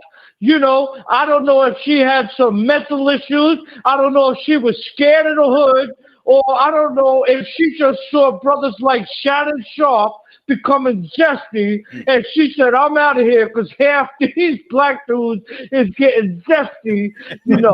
So I really don't know. But she obviously sort of mental issues when you just saw that she diverted immediately from the scriptures and the word of the Lord. Okay, so Rory, let me ask you a question. Everybody, hold on. Racism. Rory. Okay, so the question with her towel on my head. Listen to me. Ain't nobody. We're gonna have order here. We're gonna have order, white boy. We're gonna have order. So the question was Jesus born in Ethiopia, according to Dr. Yosef Ben and others? You're saying no. That's cap, Rory. I say it's cap. 100%. Okay. I say it's this whole Connor's, her whole persona. It's cap. She's wearing that thing on her head because she got to carry 4 gallons of water back from the river. Okay, she's not telling people that. Let her She's respond. not telling people she's living. Let Connor respond. Connor, you have the floor. Rory, fall back. Connor has the floor. Racism. It's racism because our people served under that wicked nation for 400 years, and you want to have the nerve to come on this platform and talk about Happy Easter when you know it's all a lie. Yes, it is racism. My people wasn't here for 400 years. Go ahead, Connor. Call me Mammy the last time, so you want to talk about Mammy and all this stuff, but you're a massa and you're trying to disguise yourself. Call him Cave Dweller. Call him, that's my friend, but you can call him Cave Dweller. You're a small hat and you know it, and you have definitely benefited off our people being. He's Irish. He's not a Jew. He's Irish. He say he Jew. They always disguise themselves. I don't believe in. I don't want to. He's a small hat, and he knows he's a small hat, and he always trying to come on these black, discussions and talk and spew your rhetoric, and you don't have nothing to do with it. You have no right to be here, so you need to just leave because it's not even about you. Christ was a black man. It is about racism. He's coming for the lost sheep of the house of Israel. That's the black. If I can jump in. Connor, if I can jump in. Brown Arabs. Hold on a second. Rory, fall back. David, can I address you, David D. Cordova? Yeah. Rory, you got to fix the echo. You're killing the vibe, man. Come on, I keep asking you to fix the echo. Jesus. I got you. David, so the tension right now about whether Jesus was or wasn't black, you don't think that that's important to be definitive with regards to, okay, maybe we don't have to hang on whether he was born in Ethiopia or Bethlehem, but his DNA, you don't think that that's important to get to the truth, David? It's very important, and I just like to say, everyone back then was black. Everyone was black. Come on, man. With the exception of the Greeks and the Romans, until they came on the scene, everyone was black. The point that I was trying to make is that we don't have to establish that Jesus was born in Ethiopia to prove that he was black. We don't have to do that. He already was, because the Egyptians were black. Moses was raised as an Egyptian. Moses was a Hebrew Israelite. Jesus was Hebrew. So if Moses was black, then Jesus would have to be black. Abraham is born in the city of Ur, which is in Mesopotamia, which is modern day Iraq. If I can read something, the Codex Sinaiticus nor the Bible in general explicitly states that Jesus was born in a cave. The New Testament mentions a manger and traditionally points to a cave at the Church of Nativity, but the biblical account doesn't specify a cave as the birthplace. Now, I'm going to play a video as soon as we finish up with Rory with regards to Ethiopia. Rory, can you land your plane so I can bring in other callers? Good to hear from you. And do you want to address Tipping or Shannon Sharpe? Rory. Yeah, I mean, I'm done with the cultists, running to the Muslim country. Let her enjoy her life over there with falafels and pita bread. I really don't care about I just think she's she's out of her mind. She's a whack job. Okay. But yeah, I don't. This cat is dusty, man. I'm saying this right now. The black dudes, I heard it was the potato chips, the barbecue potato chips or something making them dusty, but Shannon Sharpe is like a housewife. He's like the type of guy, he make Thanksgiving dinner for the whole family. Here's Big Mama's mustard greens. I'm telling you, you can't see his big zesty ass, big southern booty bandit, roaming around the house. And he's the one that makes the mustard greens and the turkey necks for Thanksgiving. It's just so obvious. Okay. So I mean, it's not. He's like Granny. He gives off like Granny, gay Granny vibes. Gotcha. When he goes home from his podcast, he puts white boy going hard in the paint. Pay attention. us making cornbread. You know, he starts baking cornbread and, you know, all types of mustard greens and shit.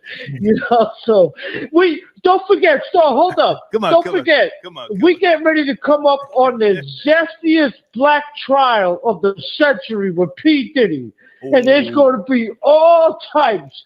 They're going to be all types of zesty black rappers, zesty black cult leaders, zesty black actors.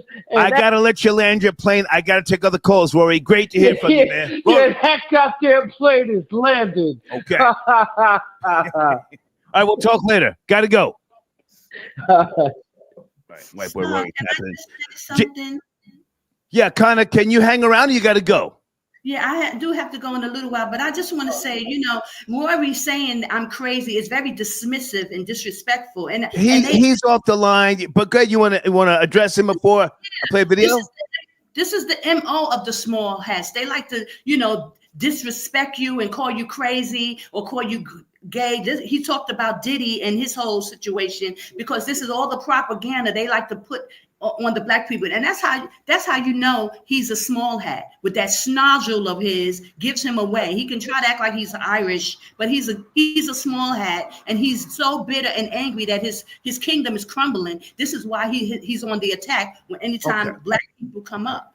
Sit tight. Let me bring in Gene Richmond. He's been on hold for a while. I want to get his thoughts. Number 9, are you there, sir? Thank you for your patience, Gene Richmond. Well, yes. Patience is a virtue. Good to hear from you. Especially on this show. Good to hear from you, sir. What a pleasure. Good to hear from you. So I'm just asking the question, according to Dr. Yosef Ben and others who claim that Jesus was born in a cave in Ethiopia. Your thoughts, sir? Well, what we understand, what the research teaches us, that we know Jesus was born in Bethlehem, but researchers such as Dr. Bart Ehrman and Elaine Pagels talks about Nazareth and the region of Galilee. And this is what we know from the research. So again, there's various interpretations from many different books, as the clip that you played speaks about. You know, it also touched on the Aramaic version, and then you have versions that were brought into the Greek language. So we have different books. And it's also talking about the Council of Nicaea. That council was originally put together by Emperor Constantine, who oversaw 50 different versions of the Bible under his Roman rule. That's what Dr. Yosef Ben clearly spoke about. So you are dismissing. Hang on.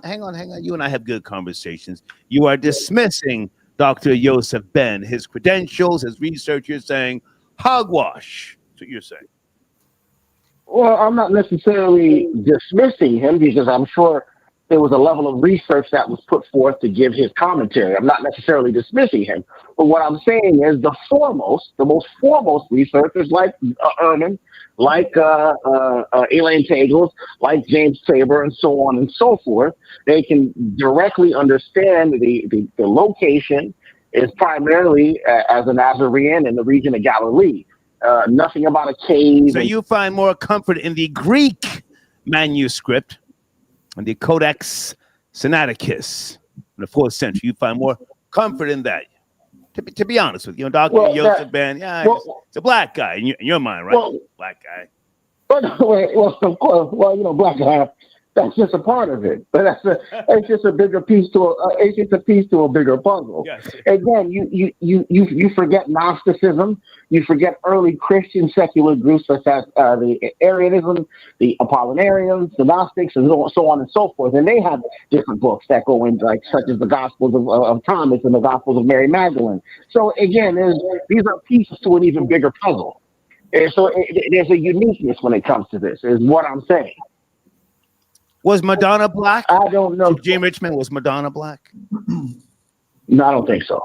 You see, here's the problem with black people. They believe. Hold on a second. Connor, do you want to jump in? This is my friend, Gene Richmond, a.k.a. number 9. You have the floor, Connor, because you said you have to go soon. Please. Hi, number 9. How are you? I just want to say that, like these documentaries, you know, these white people will put together documentaries causing confusion. The Bible is our book. It's a black is for the black people in America who was going to work up from the curses. I know you don't ascribe to this, number 9, but this is what it is. Christ was black. The book is based on our forefathers who were black. So it's anything that comes outside of it usually is disinformation to confuse us even further. And this is why we have these type of conversations with brothers like yourself who just don't believe. This is how our people have come to the conclusion not to believe the Bible, because of this disinformation. The Bible is clear. And even though they took books... Connor, before I go back to number 9, Jim Richmond, is there proof that Jesus was born in Bethlehem? Proof. Proof? Yeah, well, there is proof. I mean, there's a lot of... Okay, stop right there. I've got another video. Gene Richmond, you have the floor, sir. Please. But wait, Gene. Well, the concept that she's speaking of is something really put together by people like Dr. James Cone and later Jeremiah Wright Jr., who brought what they called Black liberation theology. They brought the Black experience from the Black Power movement of the 1960s and the Civil Rights era to theology. They equated it or paralleled it to the Black experience, and they started calling Jesus black, and the prophets were all black. This is what we primarily heard during that era. You can use Dr. James Cone to blame for this, and later Jeremiah Wright Jr. with the Black liberation theology philosophy. And this is where it comes from. At that time, there were not just people that were just black and just white. It was a broader concept than just being black and white thousands of years ago. There were people, you had Coptics, you had people who in the regions of the Arab nations, they were different complexions. It wasn't just black and it wasn't just white. It's what I'm trying to explain. So taking the Bible and saying it's about black, it's a story of black people, is just untrue. It's just untrue. Okay, hold on. Gene Richmond, stay right there. David, I'm going to let you land your plane. Take your time because I got to shift. I want to get back to the bullshit, Shannon Sharpe, but I just wanted to address this. Was Jesus born in Ethiopia in a cave? David, please.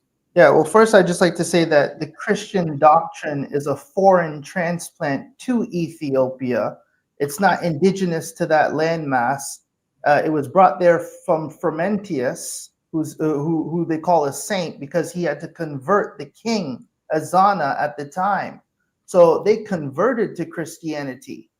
And if Jesus wasn't Ethiopian, I'm sure that would have been one of the selling points they would have used to introduce that doctrine there. Hey, by the way, this book, the main character, he's born here.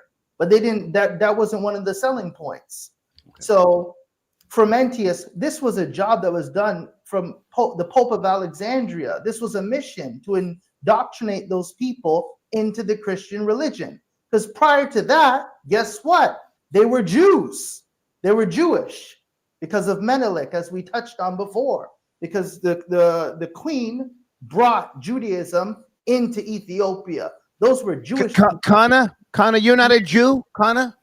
Yes, I am a Jew. Yeah, I'm a Jew by blood. Okay, yeah. Yeah, Christ was a Jew, and we're from that lineage of Christ. And so, Jim Richmond, do you believe that Connor is a Jew? Jim Richmond. No, I don't believe it. I believe that she is a black priestess of a high priestess of something. I'm not sure. I can't put my finger on it. The Levites were the priests. I'm from the tribe of Judah. The Levites, and I believe you're Haitian, and you don't even know that your lineage is from the tribe of Levi, but because you believe on these books that these people wrote and changed your whole identity. So you don't know that, but yet you can quote all these books of all these people, but you don't even know what your lineage, your bloodline is from. Connor is cooking tonight. She's cooking. What I do know is that you will cease and desist with this voodoo. That you are don't take it into that direction. She brought some heat. I'm sure you do know respond without. Hang on, Connor. Can you respond without trolling number 9? She brought some smoke to you. Okay, I can respond. But me, you tell me to hold on, but then say she brought smoke to me. But okay, we'll play nice because you say so. That being said, this is your understanding, madam, You're the same woman that said Moses was Haitian and from Miami, Moses' great grandson, or something to that. So I don't know. What I'm saying is this is an interpretation that works for what you do. It works for your people and what you're expressing, and that's okay. But again, there's a broader picture to this. It's according to the Bible, and if you never read it, then you shouldn't even be speaking on it, because it's clearly in the Bible. These things that I'm saying, I'm not making nothing up. This is Bible's talk. I'm talking. So how can you speak on a book that you don't even read, and then gonna bring in different information? It's not valid. So I'm just talking about the book. Man, you don't know what I've read. Well, all I'm saying is, you come on here spewing black liberation theology mumbo jumbo. Connor, let's let number 9 land his plane. And number 9, I do want to ask you before you go, sir, about Shannon Sharpe. Did you see the video that I played? I did. Your thoughts, sir? Well, I'll say this. I'm not exactly sure what Shannon Sharpe enjoyed. But what I can say from listening to Shannon Sharpe, he was probably under his temptation. The temptation spirit was coming out of him, because I could, a strong young man, smelling like cocoa butter, nice sperm, and it might turn you on. Nice. Can I ask you to get serious on this one, please? Get serious, man. Do you think Shannon Sharpe slipped up? And it's not a big deal. Or do you think that he needs to give a more deeper explanation of what people are accusing him of? Before you go, sir. Well, you know what they say. Sometimes the subconscious comes out when you least expect it. There you go. Maybe Shannon, his fantasy came out in the babble that he was doing. Sometimes the subconscious will slip up and send out a message. Maybe there is something deep down inside of his soul, that desires the presence of a man in his life. All right. Great to talk to you, Gene Richmond. Have a good one. Thank you. Thank you. Okay. David, thank you for tapping in. Connor, thank you as well. Easter is almost over, Easter Sunday, and the conversation was Jesus born in Ethiopia. I enjoyed it. Everybody has their different takes and opinions with regards to Christianity. David, can you land your plane within less than 30 seconds, please? Yeah, I just want to say, Connor, it's a pleasure to meet you. I respect you. I respect your religious position, and I hope we can do this again. There's actually a lot of questions I wanted to ask you, and maybe another time we get that opportunity. So if you want, I can connect you guys after the show via email. That's Connor's website on the screen, David, www.hebrewism.com. Yeah, I would like that very much. I'd love to connect with you if we can make that happen. I'd appreciate it. Thank you, David. Thank you. Yes, sir. Okay. Connor, you have the last word. Thank you for your being available tonight. What do you want to chime in, Connor? Hang on a second. Can you hear me? Connor, can you hear me? Yes. Thank you. I just want to say thank you, Star, so much for this, type of dialogue on your channel. It's a blessing that our people can hear this, side of the story. And I do try to help people come over and migrate to Jordan. This is the safe place, brothers and sisters. As you see, the economy is falling. It's falling. Babylon the Great is falling. And I wanted to talk about one of the prophecies really quickly. Go ahead.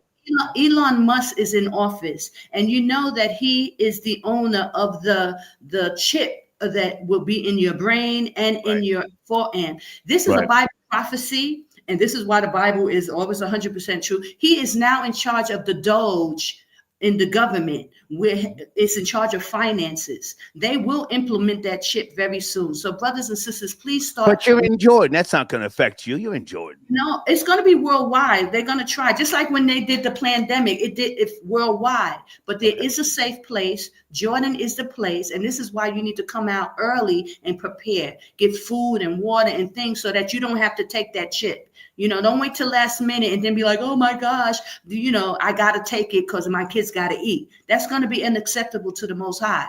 Ahaya said, come out of her, my people. It's coming, y'all. It's coming. Thank you, Star. Great to talk to you, Connor. Okay. Shalom. I'll see you another time. Take care now. Bye. Bye. Kana.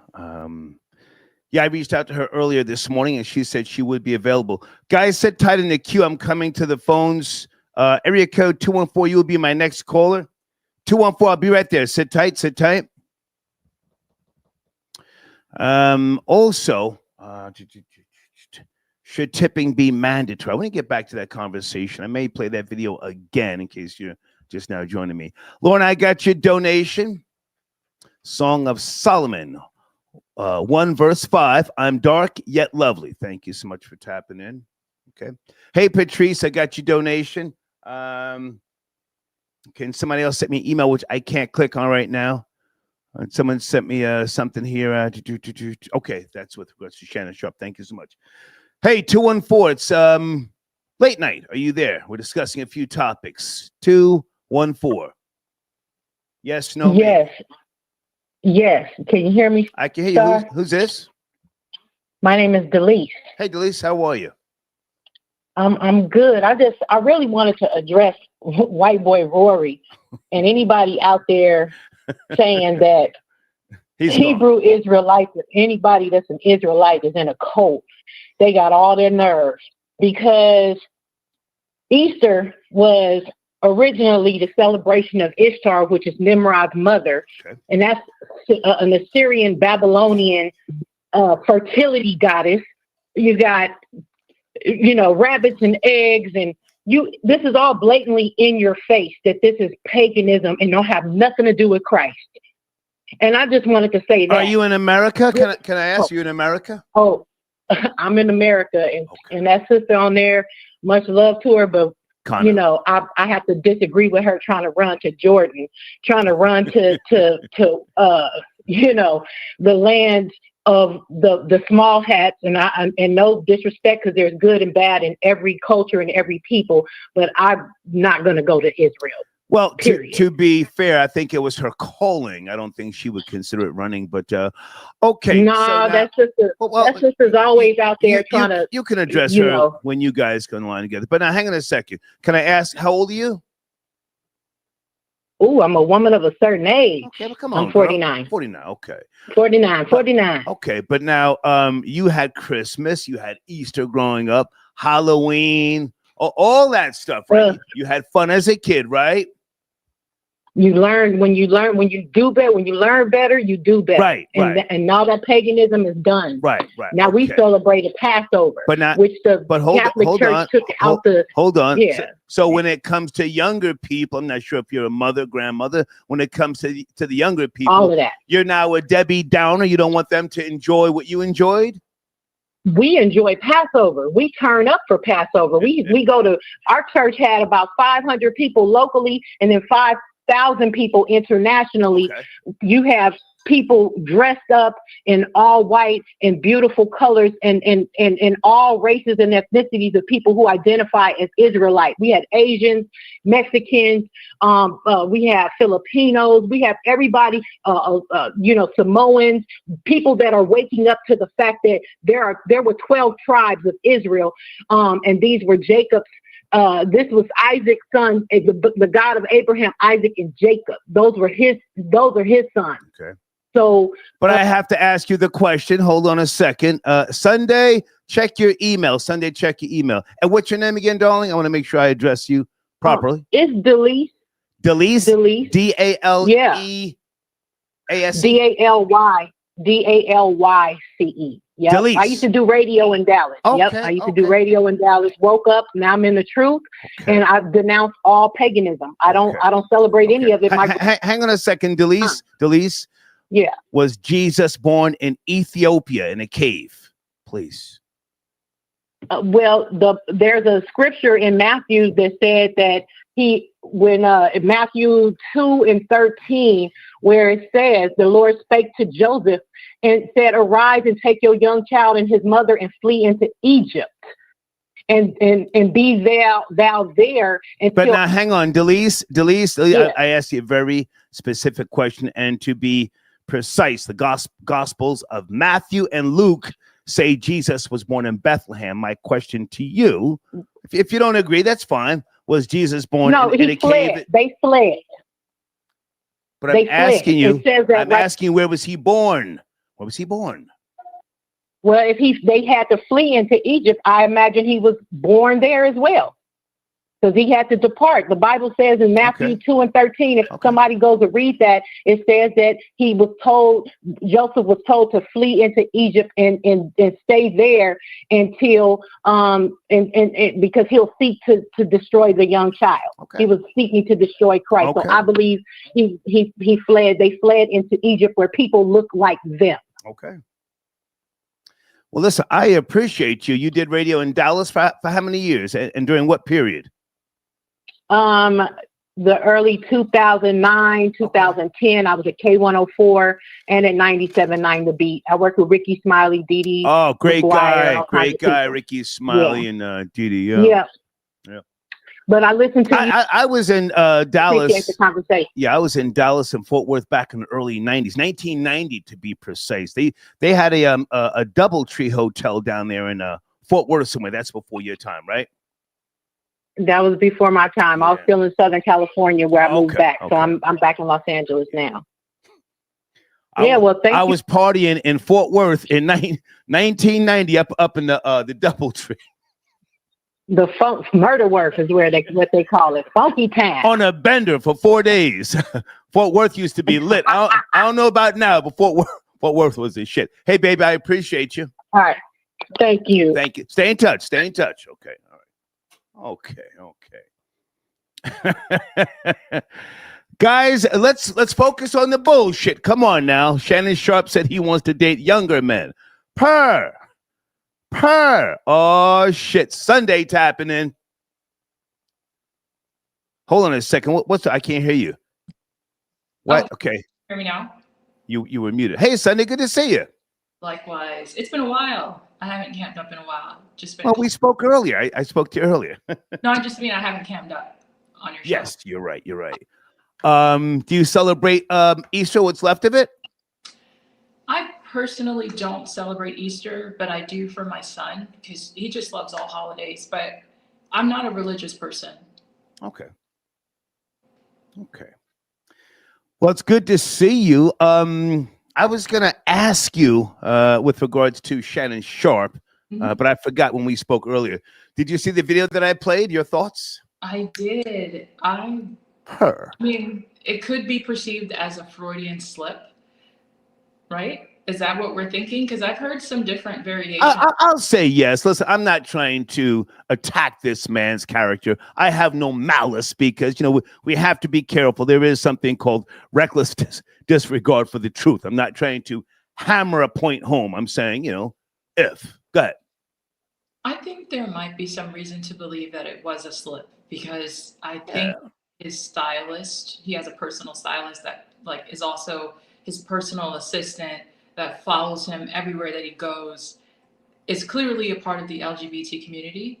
I don't know the gentleman's name. Are you talking about Hollywood? That's his old stylist. But still, he's they were hip to hip. And I thought that was kind of interesting. The reason why I say that is because I think most heterosexual men might prefer an attractive woman to be their stylist instead of a gay man. A woman will go for a gay man, but I've seen so many affluent Black men go for beautiful women to style them. I thought it was an interesting choice, so, and then now to see the Freudian slip, it kind of makes me think that he might be dabbling. I don't think he's, I think he might be somewhere in the middle, the Kinsey scale, where the theory is Does it matter? I mean, he's popping. He's getting ready to sign supposedly $100 million deal. Is the Black quote unquote community homophobic? Why are they so concerned about whether he smokes a pole or licks a hole? I do think it matters because he's a person of influence, and unfortunately, a lot of minority families don't have two-parent households, and so a lot of younger people might look to him as an influence, as some sort of, measure to say this is acceptable or it's not. Especially with him being wealthy, everybody's going to look up to him, essentially, specifically younger people. So I do think it matters. He needs to stand firm in whatever he is or isn't. and, you know, just clarify that. I myself will very openly say that I'm bisexual, and it's important to clarify instead of having the waters muddied, and then people are like, well, you know, I would never say I'm a role model to anybody, but Yeah, I was just about to say, you know, I don't know if Shannon Sharpe has influence with regards to, you know, young people growing up. You know, unless he does charity work and he's, you know, doing all sorts of jazz, I don't think it necessarily matters. But hang on a second. Hey, Lydia, I got your donation. Are you camming up, or do you want to cam up? 1051 fam. Okay, he wants to get on the action here. Hold on a second. Sit tight, Sunday. Area code 340. Is that 1051 fam? Tapping in. Salute star. 1051 fam checking in. Good to hear from you. What's up, star? How you doing? Good. Do you celebrate Easter? What's up? What's left of it? Yeah, man. Let the kids have some fun, man. Let the kids hunt for the eggs and all of that. Let them. I'm a believer. But he said, you know, when you're in Christ, you have liberty. You just don't make a provision for the flesh. So you don't sin in your body, but you can have fun, bro. Like all that fly. It's not that serious. God made everything. Yeah. He made the chickens. He made the eggs. Let the kids have fun, bro. Yeah, that's it. Mm-hmm. You know what I mean? Any thoughts on Shannon Sharpe? Did you see the video where he he slipped up and he... Man. Hey, listen, if it swim like a fish, man, if it got scales like a fish, it's a fish, bro. Straight up. And you asked the question, right? Does it matter? Yes, it do, because this nigga went fake live, right? Talking about Michelle. You're a lady, aren't you? What was Michelle so a nigga with the wig? 1051 fam. Come on, man. Man, I'll speculate and I'll say possibly, man. More, 70% possible. For real, it's more possible than not possible, bro. Okay. You know what I mean? Well, hey, man, great to hear from you. Anything else you want to chime in on? Should tipping be mandatory? 1051 fam.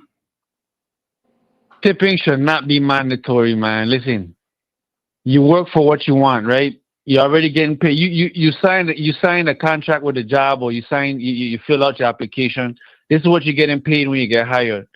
The flex is, or the hustle is, how well you deal with people. If you're smart enough, or you could size someone up by their body language, by certain things, you know if that person is a tipper or not.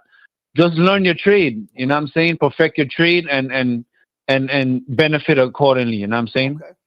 That's my 2 cents on that. Great to hear from you, man. I always appreciate your support. 1051 fam. For sure. Yes, sir. Thank you. For sure. Club hey. All right. Okay. Area code 415. Are you there? Late night? 415. We're talking about a few topics. Yes, no, maybe. 415. If not, we got to keep it pushing. Please do not kill the vibe. Area code 951. Good evening. Are you there? 951. Hello. How you doing, Star? Happy Easter. Hey, who's this? This is Evelyn. Hey, Evelyn. Good to hear from you. That's good. How you doing? To the lady next to you. That's Sunday on the screen. I was calling you to talk about Shannon Sharpe. I don't think that he's gay. Okay. I mean, why wouldn't might he be a switch hitter? Switch hitter. A bisexual? A switch hitter, yes.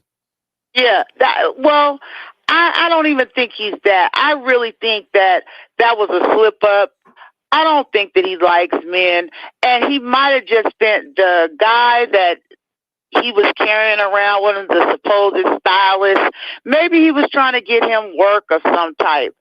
But if he has kept it really hidden for many, many years. Okay. He's just going to come out now that he's gay? Well, he's popping now, Evelyn, more than before. He's got $100 million deal, some type of podcast, and I like his show. You know, but streets want to know, right or wrong. They want to know. Is he gay? Well, you know what? Someone should just go ahead on and just ask him, are you gay? Go ahead and ask him, Evelyn, right now. You have the floor. Ask him right now. Go ahead, Evelyn. Shannon Sharpe, if you're gay, will you please come on out and just let everybody know that you're gay? Because now is the time for you to do it. They're not against gays. Yeah. Gays are everywhere. You know, since you got this. Tell them live your life, girl. Live your life. Go ahead on and do it. But I don't think that the man is gay. I think that he just slipped up. He was in the moment. And he just said, a guy, guys. I don't, he meant women, but I just think that's what happened. I don't think that he's gay like that. Okay. And as far as the next thing, was Jesus black? No. Was Jesus born in Ethiopia? That was the question. Oh, okay. Was Jesus born in Ethiopia? He could have been born in Ethiopia and leaving, going away, because remember, Herod had a price on babies' heads.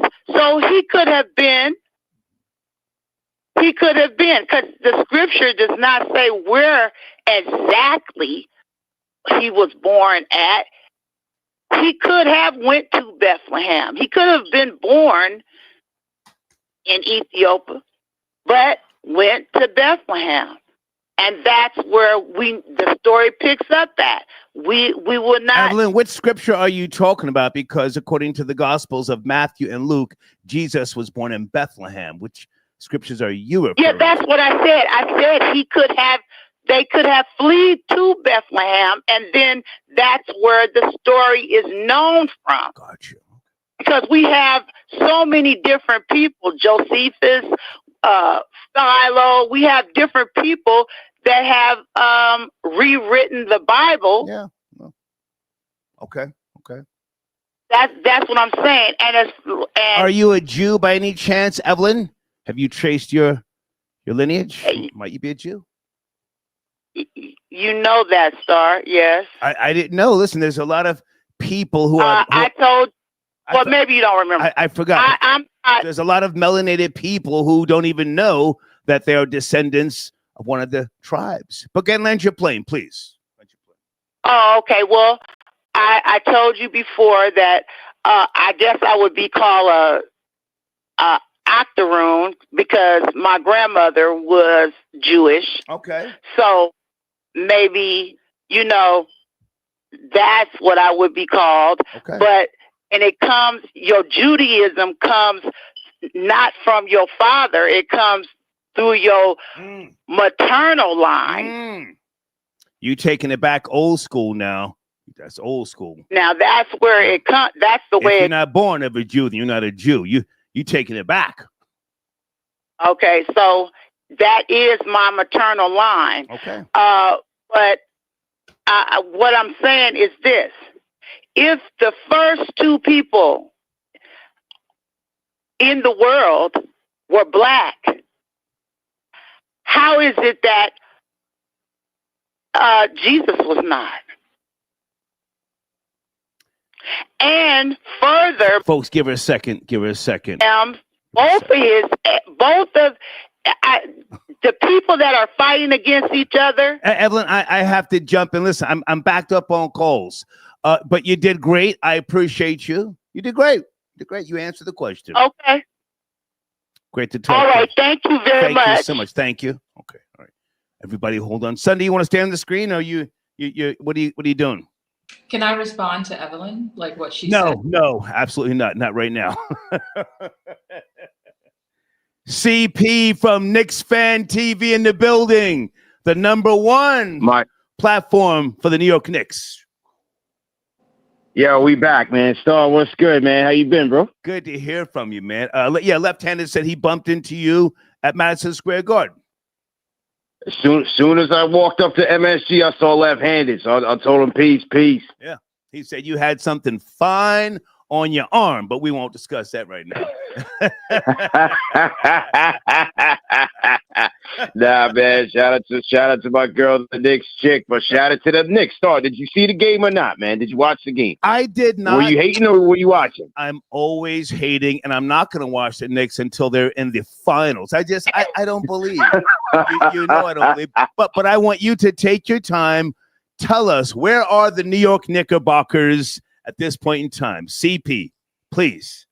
Well, listen, they took care of business yesterday, beat the Detroit Pistons in game 1, a 21-0 run in the fourth quarter. The Garden was rocking, packed house. Garden was turned upside down, 21-0. Karl Anthony Towns was doing his thing. You had Jalen Brunson with 31 points. Cameron Payne, 14 points off the bench. You know, they did what they had to do. They closed it out. They got another game tomorrow. Game 2 is tomorrow at the Garden. Yes, I was going to say game 2 at the Garden. Will they play a third game at the Garden, or do they go to Detroit? They'll go to Detroit on Thursday and then Sunday. Okay. And to be clear, Thursday and Sunday. Okay, and to be clear, you know why I hate on the Knicks, because they're in the number 1 market. I expect more from them. They have to get it. They have to get closer than Patrick Ewing and John Starks and others got, man. But okay, so they're always making it a younger squad. I get that, but is there anything that those of us who don't pay attention to the Knicks should know? Something that you want to tell us? And guys, this is CP from Knicks Fan TV. It's a great platform on YouTube. Anything that we should know that will make us care about the Knicks versus the Pistons, CP? Yeah, I mean, listen, man. Obviously, Boston is a class of the East. That's the champs. You got to put respect on their name. But this Knicks team is coming into this playoffs fully healthy, brand new squad, brand new starting 5. But they coming together, man. OG Anunoby is the name to look out for, man. He had 26 points in game 1 yesterday. He was ferocious, damn near shut down Cade Cunningham. Okay. Brunson had 31. So look, the squad is coming together, man. Anything is possible in the playoffs. They just got to take care of business in round 1. Okay. Well, listen, I appreciate your dedication. Go ahead, sir. Go ahead. Yeah, you mentioned John Starks, man. We had a great event yesterday. John Starks pulled up. We had a watch party at the Ainsworth in Midtown, 45 East 33rd Street. John Starks came through. We had a pregame show, me and John Starks. The fans got to meet him, take a photo, and then we had a watch party at the Ainsworth, man. So we'll be back at the Ainsworth on Monday for game 2. If anybody want to pull up, man. I truly appreciate him as a Knick, because he wasn't always the guy that people thought he could be. I'm not going to go into his whole history right now, but his journey and how he earned the respect of the New York fans, man. I mean, did they ever do a documentary just on him, John Starks, He dropped a book. They dropped a book on him many, many years ago. Okay. But listen, man, it's an interesting journey, man. Coming out of Oklahoma, undrafted, working at a supermarket, right, locked up. Yeah, he came up from nothing, man. Yeah. I'll never forget that left-handed dunk he did. Was that against the Bulls? Yeah, dunked on Jordan and them. Yeah, that was definitely on the Bulls. Yeah. Hey, man, great to hear from you. And your show is on Sirius XM still? Yeah, I'm on NBA Radio Sirius XM. Tomorrow I'll be on the Good Day Show. Nice. Good Day New York, Channel 5. I'll be live from the Garden at about 8:45. Okay. And then, like I said, we got the watch party going for game time, man. Game time, 7:30. CP, I appreciate you, man. And if the Knicks get close to those finals, I will be checking in with you. All right, well, let's go to a game. You go to a game, man. We gotta. Are you still banned or what, man? Are you still banned? No, they've actually lifted the ban. But I'm in Emerald Isle, North Carolina. I'll be up in New York in a month or so. I won't be there for the playoffs. But, I'll keep you posted, man. Great to hear from you. Yeah, good to hear from you, man. Stay up, so. Thank you so much. Okay, all right. CP Knicks Fan TV. Cherie, I got your donation. I don't think anybody else is calling in. Sunday, when you get some time behind the scenes, can you check on that Gangs of Love thing, or is that something you want to stay away from? I'd like to stay away from that. I feel like, for me, it's like that is such a heavy thing to associate, even subconsciously, with this podcast. Well, you helped me with research, so it's not like I'm trying to set you up. Let me look in the live chat real quick. Guys, Gangster of Love. There was a wrestler named Gangster of Love, and 13 years ago, how far did this guy get in the world of wrestling? That was his name. No, I know. I just don't think it's fair to Gangster of Love. I just don't think it's fair. Well, listen, you can play that sympathy stuff on your own time. Troll Babies, Gangster of Love, professional wrestler. Can anybody do some research? Yosef, I see you in the live chat. Okay. Thank you. Somebody said they're gonna do the research. Yeah, please do the research. I don't know where he got the name from, but someone sent it a nice donation and said, hang on, Sunday. You already said you don't want to be connected to it. Someone sent it a donation asking, is that where Gangs of Love got his name from? So we would like to know. But he told and Joseph, I got you on the screen. He says smoking. Oh, okay. He's talking crazy. Gangs of Love. Okay. I don't know. I haven't spoke to him. You want to hang on? Or you got to go Sunday. What are you doing? Well, you want me to? I can't talk, so I think I'm going to say goodnight. But thank you for having me, Star. Okay, stay there. 210, sit tight. Okay. Great to see you Sunday. Thank you. Okay, bye. It's not that you can't talk, but don't be getting soft now, you know. I told you this is the turn-up show tonight. Yosef, I got your donation. Thank you for tapping in. Area code 210. Yes. Are you there? Good evening, 210. Good morning. Yeah. Can you hear me? Loud and clear. Yeah. Okay. Yeah, that's what's up. I was like, yeah, a lot of people got a lot of heart to be on the internet talking about their religious beliefs and stuff like that. Yeah, I can't do it because it's too much stuff that people like. Yeah, you got to believe that some stuff I can't prove, but you just got to believe it. But on to the Shannon Sharpe. That's why it's called faith, sir. I have no problem letting people speak about their faith. It makes a good conversation. People respect each other's boundaries and parameters. There's nothing wrong with it. But Shannon Sharpe is my main topic. Yeah. Where do you want to start? Shannon Sharpe. Yeah, we'll start with Shannon. Yeah, man, I'm a big fan of Shannon Sharpe. I've been following him since he was Denver Bronco days, and to be honest with you, I never even seen the dude walk. So and for people that don't even know the man and they playing him like he flamboyant. I know gay people. I got gay people in my family and people I work with. He is not that popping his lips, and until he did that one day with that green outfit with the purse thing, that threw me off. Now I get that did throw me off. Now that was a little bit extra for me. Okay. Do my trade. Yeah, so he's never gave me indications that he messes with guys. He's not holding hands with guys. He didn't profess that he's gay and stuff like that. But I understand what your title is. It's good for content, good for conversation and stuff like that. It's just for me, I'm an older gentleman. Okay. And like I don't. How old are you, sir? How old are you? I'm 48. Okay. Well, sir, I'm 60 and I'm with the bullshit. So if you're not with the bullshit, sir, let's get you up out of here. Thank you so much. Yeah, no. Yes, no. Let's get you up out of here. You ain't with the bullshit. Go someplace else, Come on, man. Area code 778. Good morning. Are you there? Late night 778. We're talking about a few topics. What's happening, Star? Hey, who's this? It's Yosef, man. Yosef. What's happening? What's up, man? Shalom. It's cracking. Shalom. Happy Easter, man. Yeah. Let's get to it. Man, everybody, you know what? Jew's going to have a good opinion on tipping, man. Come on. He's going to have a good, I don't know what it is. I think ever since they implemented this whole like iPad cash register thing, like it's like everywhere you go, they expect you to tip now. Like I'm talking, you go to the liquor store, the thing asks for a tip. You go to the weed store, it asks for a tip. It's like the guy who tows your car is probably going to ask for a tip. It's just out of hand. Everybody asks for tips. As I said earlier, there was a car wash in the Atlanta metro area, a couple of them actually that I used to go to, and it got so bad that they were asking for the tip before I even got the goddamn car wash. I'm like, hey, can I get? I know, that's first? the worst.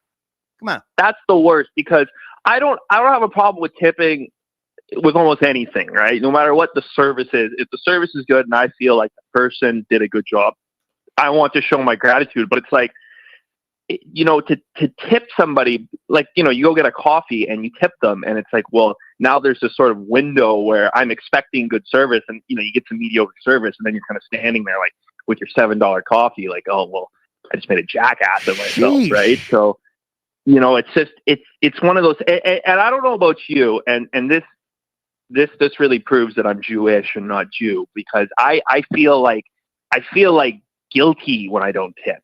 You know what I mean? Like when the chick turns the iPad around and looks at me, I'm like, well, fuck, I'll tip her 10%. You know, it's like, whatever. It's like nothing. But and then at the same time, like with my barber, he'll be like, you know, the cut's been the same price for at least 2 years now. He'll be like $50, and when he says $50, in my mind, I'm thinking, because, you know, it's like a private kind of client sort of service. I'm thinking, well, he's giving me such a good service. Is he charging me $50, and he's kind of like, he's already factored in there. Let me ask you a question, Joseph. When you're out, do you check to see if the gratuity is included in the check, or do you just automatically tip?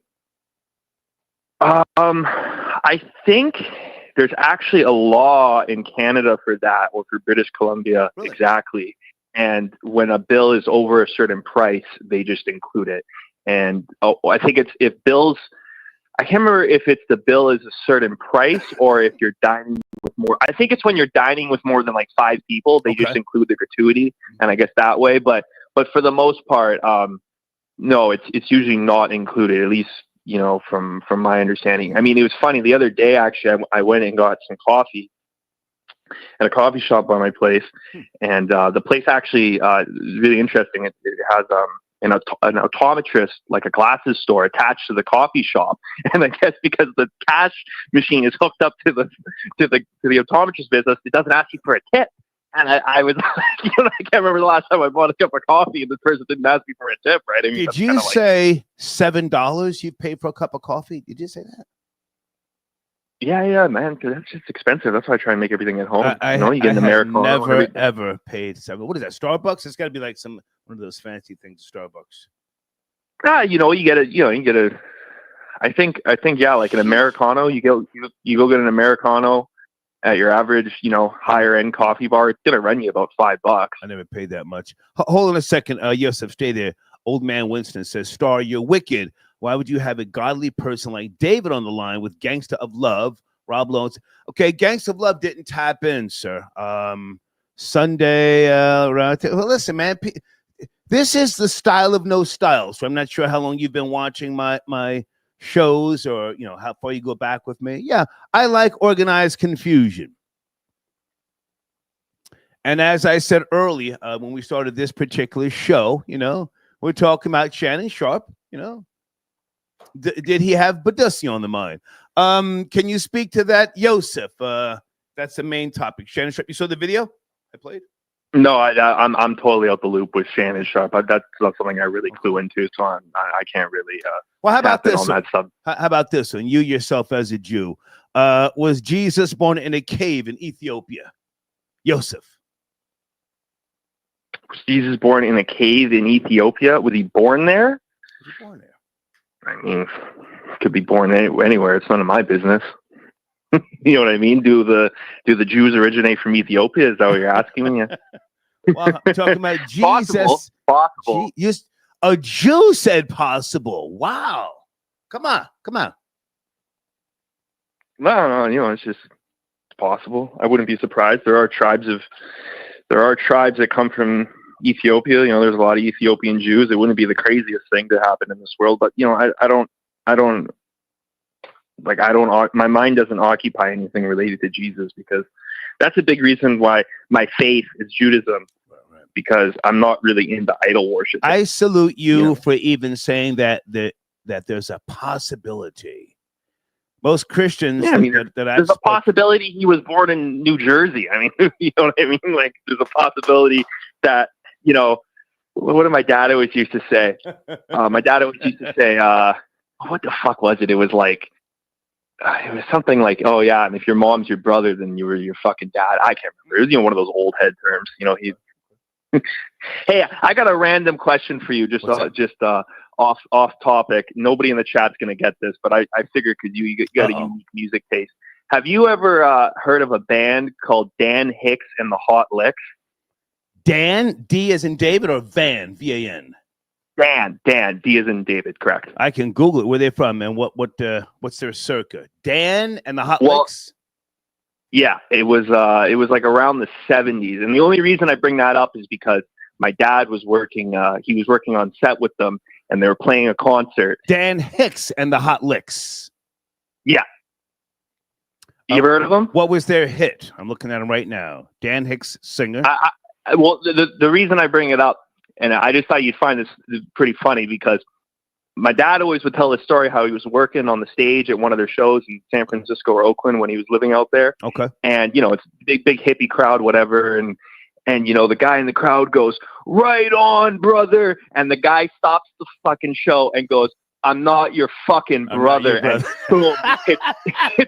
And when my dad told me that story again, I thought, you know who's going to like that story? I may know some of their music. I just looked at their catalog. They had a pretty lengthy catalog. I'm sure I've heard something. But listen, Joseph, I'm getting ready to shut this down, man. Great to talk to you. Thank you for tapping in. You know? Yeah, you as always, man. You have a good one. Salute. Okay. Shalom. Okay. Shalom. All right. Joseph tapping in. All right. It is now Monday morning, and we are continuing with the bullshit. Exclusive video. Shannon Sharpe said he wants to date younger men. Phone lines are open. White boy Rory, you there? It's Rory. Yeah. Yo, son, you bugging. I can't believe you put me onto this. Talk to me. Yo, we got a cat. We got a cat out of the Midwest with a black dude, looked just like a bald head, beard, the whole 9 yards. For a former professional wrestler was sentenced on Monday. This is in 2012. Was sentenced on Monday to 32 years in prison for having sex with women without telling them he tested positive for AIDS. Andre Terrell Honey Buns Davis was sentenced 29. Was sentenced in Hamilton Court on 14 counts of felonious assault. So if he was 29 in 2012, that means he's right the same age as your famous Gangsta Love. Call it in here. You heard? The 14 counts of felonious assault. Davis, who wrestled, uses the stage name including Gangsta of Love and Sweet Sexy Sensation, was convicted in November. Prosecutors have said Terrell Honeybuns violated state law by not telling dozens of sex partners about his HIV status or lying to them. Both men and women have been inflicted. Both men and women have been inflicted by Terrell Honeybun Davis. The judge said Monday that he was a sex addict and that his addiction grew worse as he lost his dream of becoming a professional wrestler. All right, stop right there. Now, guys, if you knew... Oh, hell no! Hold on. Guys, if you're new to the show, you know, listen, people send in donations and they ask about certain stories. I was hoping Gangsta... So what does this cat want to crash show? Hold on, Rory. I was asking if Gangsta of Love, who's a very famous supporter to the show here. He does a lot of trolling. I want to see if he himself wanted to chime in, but he's not available. Okay. Yo, he is Zest Monster. He a HIV Zest Monster. Get the heck. He ain't a Shannon Sharpe for the Star Report. Come on, man. I'll bet you on Good Friday, Gangsta Love was coloring Easter eggs with Shay Shay. That's the whole fact. Gangsta Love, are you out there, sir? If not, we'll keep it pushing. Gangsta Love. Okay, he's not on the line, so I don't want to make it about him, but the story. I bet he ain't gonna call in. This cat whole card just got played. Get out of here, man. Well, the person who sent in the donation was asking where he got his name from, if his name was inspired by that guy. So He's not tapping in. We're just gonna keep it pushing. Keep it pushing. This man was spreading the buzz. He was on a bum patrol. Yeah. So bum patrol. Hey, so you not Easter Bunny patrol. You saw man bun patrol. You saw the video of the guy chasing the Patriot. You gotta fix the echo, man. You're killing me. You're killing me. Killing me. Yeah, what's that? You saw the guy chasing the patron for the tip. The video I played earlier. Yeah, that's Buck Wild. Yo, I thought that was crazy. It's crazy. I'm gonna stick up for the black dude because he showed a receipt and he said it was only $20. You know, so 20% of $20 is only $2. You know what I'm saying? This Chinese cat coming out. But I'm gonna say this though. That dude reminded me, the black dude who was like, who was running away from the Chinese dude. He reminded me of a dude like Gangsta Love. Like he was backing up. He wasn't running, and I have to say again, he pussy. This nigga pussy. A Chinese dude be chasing him down the block. He didn't even jump off. You imagine? I swear to God, Stuck, you might have got me a quarter of a block. I would have turned around and dropped that Chinese motherfucker. Are you crazy? You out of your mind? You're a white guy. Now hold on. I salute the black guy who was back. Talking about $2. He showed restraint. If he would have hit that guy, he would have got not only charged with a felony, but a hate crime. Oh God! Don't nobody care about that. Black people get away with murder nowadays, especially in a city. No, get the hell out of here. The laws have all changed. They could have jumped that Chinese dude, and he would have got arrested and got deported. Or the Trump. Trump ain't going after FBA. He going after all these foreigners, these Chinese dudes. Somebody come up to you over $2. I don't know if the kid, but it's only $20 meal. If he ate at the store and he had a $20 meal, nah, come on, man. That black kid is soft. I'm gonna be honest with you. He should have never let that Chinese dude get in his grill, because they're passive aggressive. They're not really about the smoke. They're really not about that. Exactly. You two-piece them one time, they'll slap them dead in their grill. He was baiting them. Yeah, I swear to God, dude. He was baiting them. You swell up their eye a little bit, they're not fighting. Asians are passive aggressive. That's their culture. They're not really gangster like that. That's why we wiped them out when World War II. They got a lot of people, but that's what they got. They got a lot of people, but they soft, man. They're not like tough like that. But these were soft black dudes. These were like gangster love black dudes from Nebraska. Well, he's not on the line, man. I thank you for reading the story. He's not on the line. I don't want to make it about him. Oh my God! I can't believe this whole ass, this broken ass nigga. I can't believe he's sick. That's why he don't take his sunglasses off in the goddamn closet. That's why he don't take his sunglasses off. He's sick. The man is sick. Hold on a second. Guys, if Gangsta Love is limited. If he's not in the live chat, we're gonna shift gears. Hey, hold on a second. I bet he ain't on the line. Hey, Rory, did you see the some type of protest? Some type of was it White Lives Matter? Anybody know what I'm talking about? It wasn't that big about. No, but I've seen Carmelo Anthony and his dad showed up at the. That's the one. Yeah. I mean, black people always play around and they always F around till they find out. I mean, I don't know why they're pushing it as a black thing and like a race thing. Nobody else is really pushing it like the FBA's pushing it like that. Whoa. They're going to keep playing around. What'd you say? Black people are pushing the race thing. What'd you say? Go back. Yeah, black people are pushing the race thing on this thing. Like white people are really not like pushing the race thing, but black people keep pushing the race card and stuff. They're gonna F around and find out. I mean, I don't know why they want to play with white people like that, Like I said, they don't want to have a conversation about it. When the white supremacists showed up and stuff, the kid's father denounced them. And he said, he was like, no. I'm not trying to I'm not a white supremacist. I've never been a white supremacist.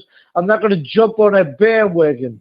But this black kid got to pay. Is the father soft? They're in the live chat saying Austin Metcalf's father soft. No, he wasn't soft. No, he wasn't soft, but he knows how the media is nowadays.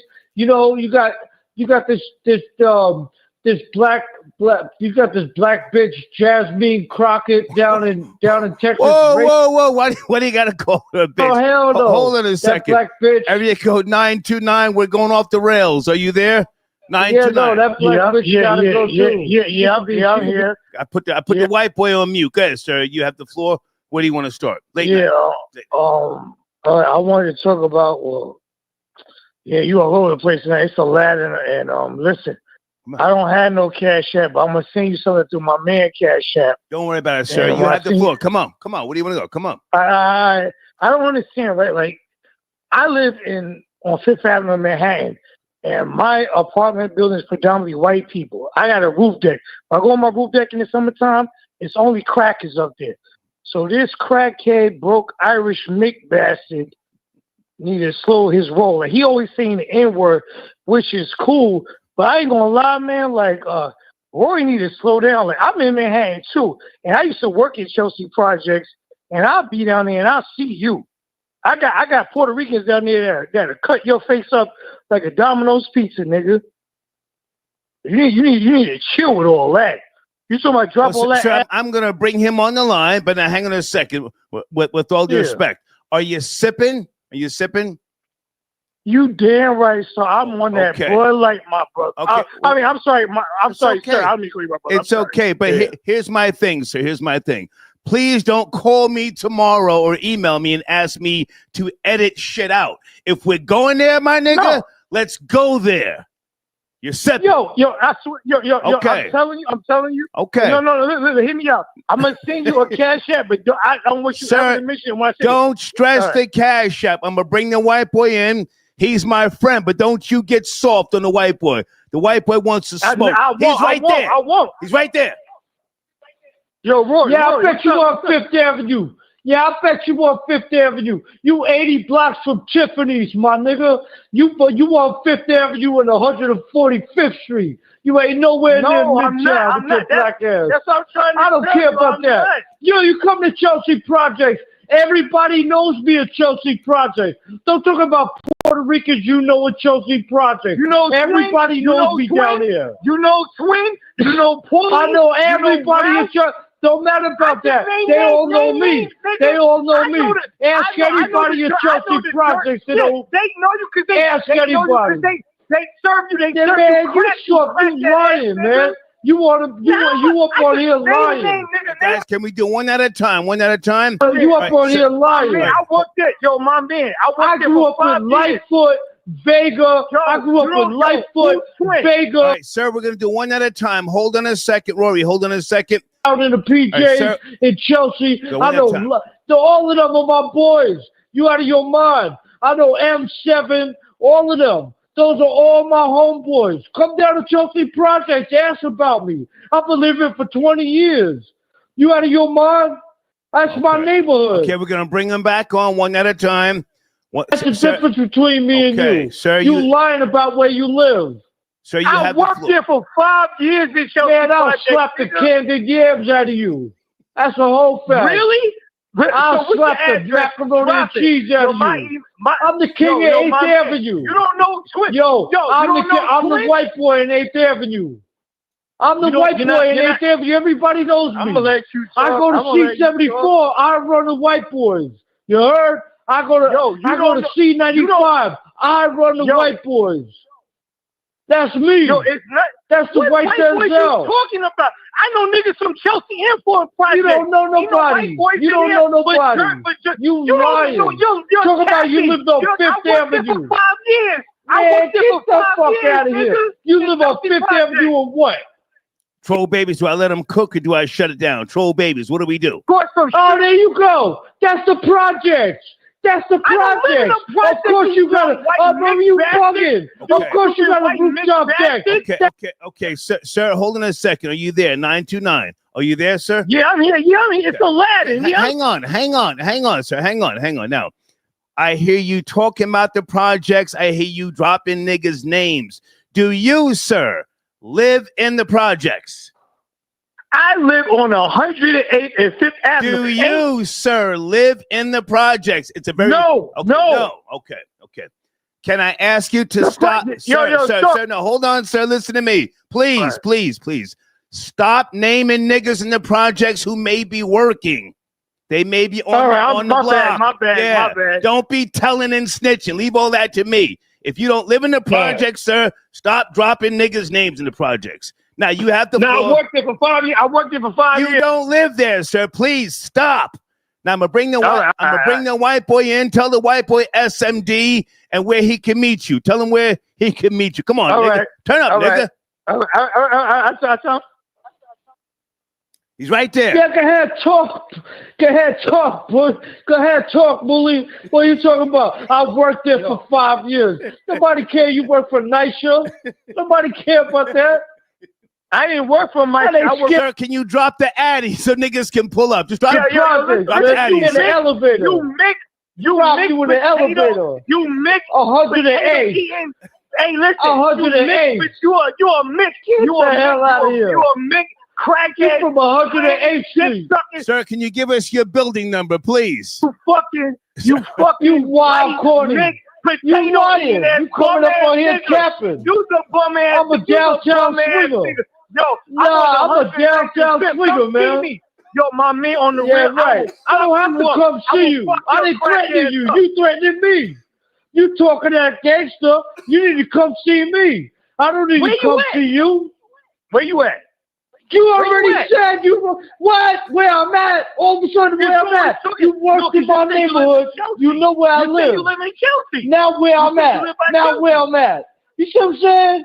These cats is pussy, man. My man. These cats is fugazi. You fugazi, man. Okay, stop using Italian words and you an Irish Mick. You mix. Sir, we've got Rory on hold. Now, hang on a sec. Hang on. Do you want to drop your Addy, sir? You say you don't live in the projects. Where can you? I'm on the 109th and 5th Avenue. I got that, sir. Do you want to give us the building? What's the building number? 1274, nigga. Come see me. Okay, hold on a second. We have a building number. 1274. Go ahead, Roy. Yeah, 1274. Only time I'm going up there for when I used to buy coke. Or so, and even then, I go to Washington Heights. I would never go up there. Nobody wants to go. This guy is using his address like he lives on 5th Avenue. That's a whole different world. 5th Avenue, below 96th Street, you saying something. You got a zip code. Anything above 100th Street, you living in the projects, dude. You just a black guy 80 blocks from Tiffany.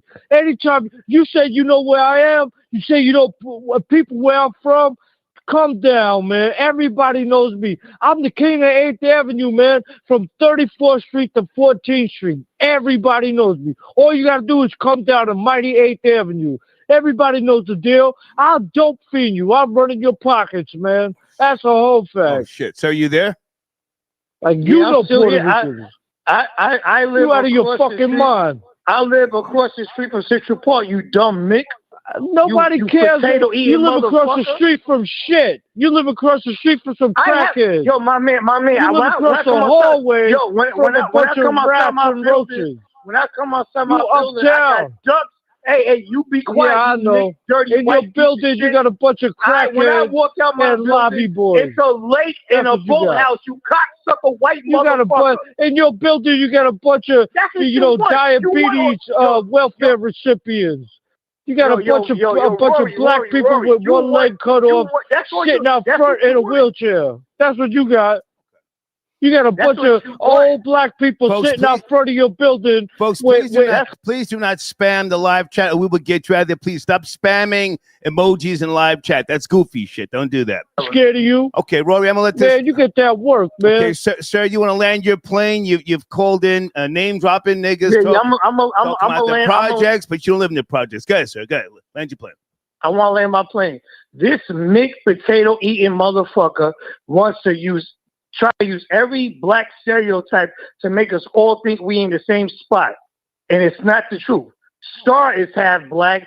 Star grew up where he grew up. I grew up. Sir, don't bring me into it, sir. Go ahead and talk to the white boy. He's right there. He's right there, sir.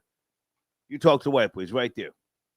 Your stereotype, you trying to overtalk me, that's your ignorance and your crackhead, tranny, dick-sucking ass love to do. Okay. It's not going to work. With smart black people, you are a dumb Mick fuck that just got... Okay, thank you, sir. I gave you the last word. Thank you so much. All right.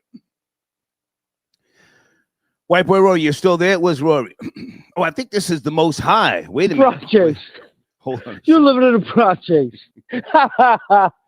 Now, he said he doesn't live in the projects. Hey, peace, the Most High. Is that you, sir? The Most High. Star, peace. Peace. Let me put Rory on hold. Rory, sit tight. No. Good to hear from you, man. What's cracking? What's shaking? Everything is everything. I called about the was Jesus born in Ethiopia? Well, do you want to give us any? Okay, we can address that. But anything with regards to the NBA playoffs, because you are my sports guy, along with Floater Boy Jay and Left Handed. Anything you want to focus on, or is it too early? No. We could definitely discuss the playoffs a little bit. Salute to CP, salute the Knicks for winning game one, which is what they were supposed to do at home. Right. But let's be honest though, Star, for real. The Knicks weren't looking good in the first half. You know what I mean? They had they started coming back in the third quarter. Whatever deficiencies or whatever matchup problems they have with the pitch. I didn't see the game. Definitely. I didn't see the game. I was just CP from Knicks Fan TV. He was breaking it down. I didn't see the game. Nah, I mean, I'm just giving you a brief synopsis of how the game was looking initially. Like, it's all good that the Knicks won. I'm a Knicks fan, yes, but I'm also realistic, sometimes maybe overly critical or whatever the case is. But I kind of have your sentiment in the effect of I need to see the Knicks in the finals for me to be a real believer. You know what I mean? I've been a fan for a long time, 40 plus years or whatever. And, they got a good team in terms of everybody's healthy right now. They're a young team. Everybody that's a major player on the starting lineup is in their prime. So they definitely have a chance, but they haven't been able to beat Cleveland all year. They haven't been able to beat Boston all year. And those are the two teams to beat. So if I can jump in, the Most High, I appreciate you, but honestly, I don't even want to hear about the Knicks, man, until they get close. I mean, like really, really close. Can we go back for a second to game one in LA? The Lakers got dealt with by the Timberwolves. Now, correct me if I'm wrong. Before the Timberwolves played the Lakers in the first game for the playoffs, they were on a 17-4 run. The Timberwolves. Well, to be honest with you, I didn't catch that game until the second quarter. I was on a plantation. I came home. I saw the second quarter and beyond. And actually, I think the Lakers would have got smashed more if Anthony Edwards wouldn't have caught like a cramp in his foot or something like that in his leg. So he was out the game for a little pivotal time in the second half or whatever. But I think the Lakers actually would have got. Hold on. Never mind Anthony Edwards. So it's a guy, I forget his name. He was busting their asses. You know what I'm talking about? What's that guy's name? Jeez, I'm forgetting. Oh, Nas Reed? That guy was putting his hammer down. Now, I think they were on a 17-4 run before playing the Lakers. I think they're just too much for the Lakers, but you can go ahead and speak to that. It's too much for them. Well, this is the thing. The Lakers have, there's a lot of matchup problems that the Lakers have in terms of trying to match up on defensively with the Timberwolves. So the Lakers do not have a good defensive team. LeBron is old. He used to be a good defender. He's old. Luka doesn't play any defense. He never did. Yeah. And, there's no Anthony Davis. There's no rim protector. So they could be exploited on defense all day. Now, number one, what even kills it more, you can't lose. You can't be a team stockpile like the Lakers and lose your first game at home with all the expectations. Right. That looks horrible. Right. That looks horrible. Yeah. So, you know, now it's time for LeBron to figure it out, right? And now it's time for JJ Redick to show he has some type of coaching chops and develop some type of schemes to stop Minnesota. And listen, even Julius Randle was doing this thing when he had the chance. So I never was a Julius Randle fan. But if he's going to be the third scorer or potential second scorer and the Lakers can't stop him, the Lakers going to mess around and lose in 5 games or something like that. You can't lose your first game at home to the Timberwolves. Okay. You wanted to address the showrunner, or one of the showrunners was Jesus born in Ethiopia. So respect again to David D. Cordova for being knowledgeable and having good intentions. Respect to the sister for moving to Jordan and being on her principles and all that. But Jesus was born in the Council of Nicaea in Turkey in 325 AD. Whoa. Come on. So let's do that. And again, I always come from a place where you need to look within yourself to find the God within you. It's said in the good book, quote unquote, numerous times. I believe that the Bible is allegory and symbolism. It's basically sun worship. If you really do the digging, I've done whatever research needed to be done. That doesn't make me a historian, but it does make me somebody who is objective and somebody who decided from, a young age that I really wanted to know the truth. And the truth says that the concept of Jesus being the almighty and the omnipotent one was fashioned in 325 AD by the Nicene Council in Izmir, Turkey. But now, can I jump in? The council, yes, sir. The council determined that he came out of Bethlehem. That's what they determined, right? Yes. Yeah. Where are you getting Turkey from? Well, that's what Nicaea is. I'm just telling you where Nicaea actually was, where the decision and took place at. So that's a historical fact. You're saying the concept of Jesus was originated in Turkey? Yes. Okay. The way it is put together now, the way it has been propagated from then on, what we see Jesus and religion based upon now started there. It's a historical fact. There's no ifs, ands, or buts about that. But now I didn't mean to cut you short, but now prior to that Council of Nicaea, was it fair to say that the birthplace of Jesus was Ethiopia prior to that council? Some can theorize, yes, but this is my thing though, Star. At the end of the day, I feel two things, right? I feel like humans are the smartest and the dumbest of all species on the planet, right? So we could subjugate each other. We could make animals do our bidding. We could find ways to tame animals and animals that could destroy us, in terms of physicality or whatever. We could do all that. But in terms of being able to decipher whether somebody who died can come back to life and really be a factor in your life, I mean, at this point, again, like peace to the people who have good intentions and who are believers and actually are good people. But in terms of the mythology and the fallacy of it all, I'm not with it. People could go to church every Sunday. Pastors go to church every Sunday and are revered, and they take money from people, and people continuously go back to church. So I'm not with the mythology. Can I bring Rory in? I didn't call to speak to Rory, but you can go ahead. Okay, well, let me just tell him to hold on then, because he has strong feelings about Christianity. Rory, can you hold on? I mean, I'm not looking for you guys to argue. Can you hold on, Rory? I'll be right with you. Yeah, I'm cool. Okay, I'm not trying to get you guys quiet or anything. Okay, the Most High. Before you go, man, did you see the video with Shannon Sharpe? I did, man. Yo, man, why nobody said pause the though? Damn, man. Yo, well, I'm gonna be honest. I heard Florida boy Jay a little. They're not New York niggas. Chad Ochocinco's not New York nigga. Why are they gonna say pause, man? Damn, pause is universal and worldwide now, man. I mean, like, bro, no Diddy, nobody said none of that. Well, his team, did, correct him, and that's what he said. What did I say? His team corrected him. I mean, I hope. I mean, it could have been a Freudian slip.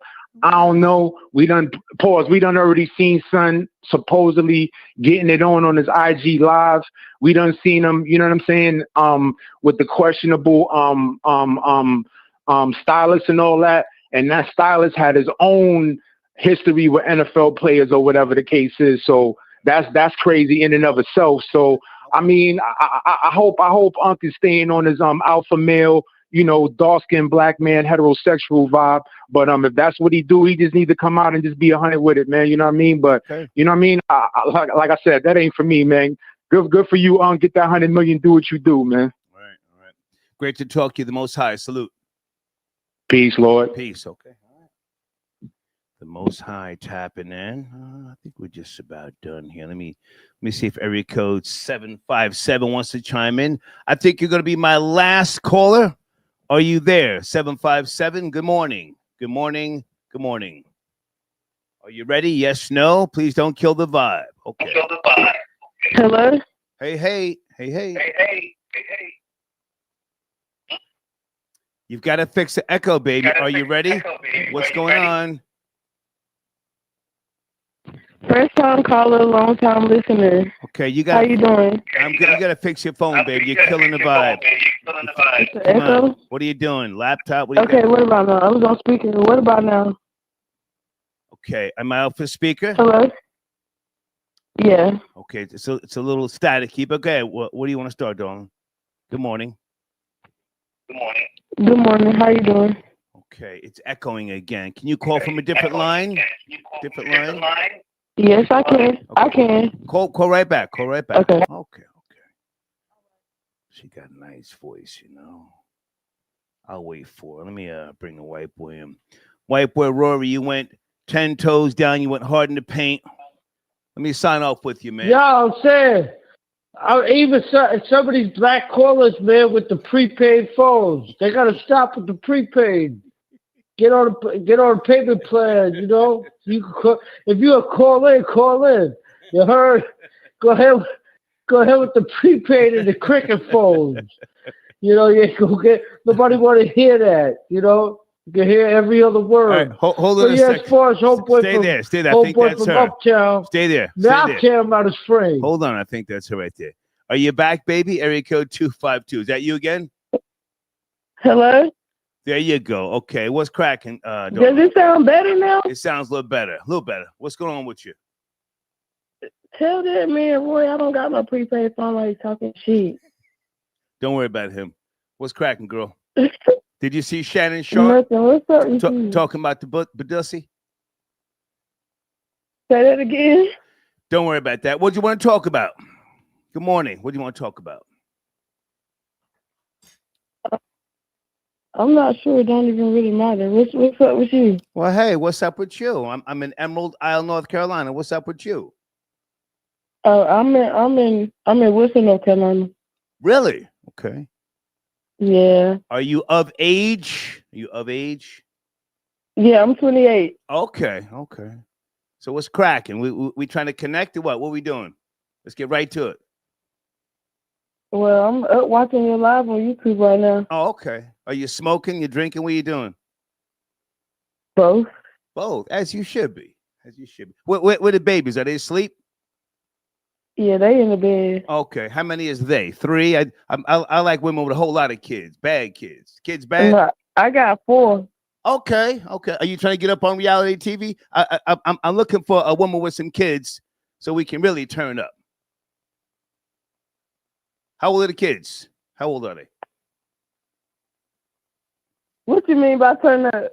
Turn up on reality TV. Go to Chuck E. Cheese and all that old crazy shit. Film everything. Do you film your kids?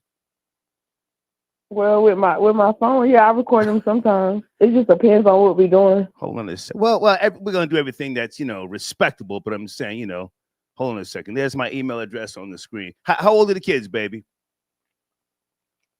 9, 7, 8, and 3. Okay.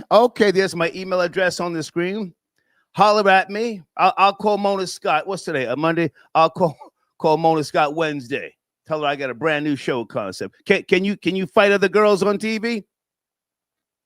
Say that again. Can you fight other girls on TV? Well, while the kids are screaming and running around and doing all sorts of crazy shit.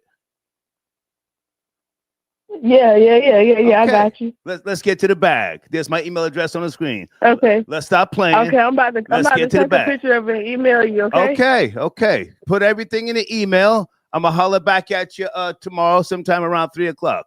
I'm as serious as colon cancer. Okay, got you. I hope the kids are bad as hell. I like bad kids so we can really get paid. Okay, I got you. I'm about to email you right now. Okay, baby. Good night. Bye-bye. All right. Good night. All right. You see, get right to the business, goddamn.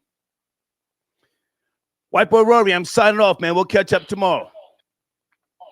Yeah. All right, cool. All right. Yo, salute to that FBA queen who got 4 unwanted kids, and she prayed to Glorilla on Easter Sunday. That's salute right. to her. That's all right. Yeah, salute to her. I'm about to call Mona Scott. I'm as serious as colon cancer. That's the whole fact. You gotta do what you gotta do, Star.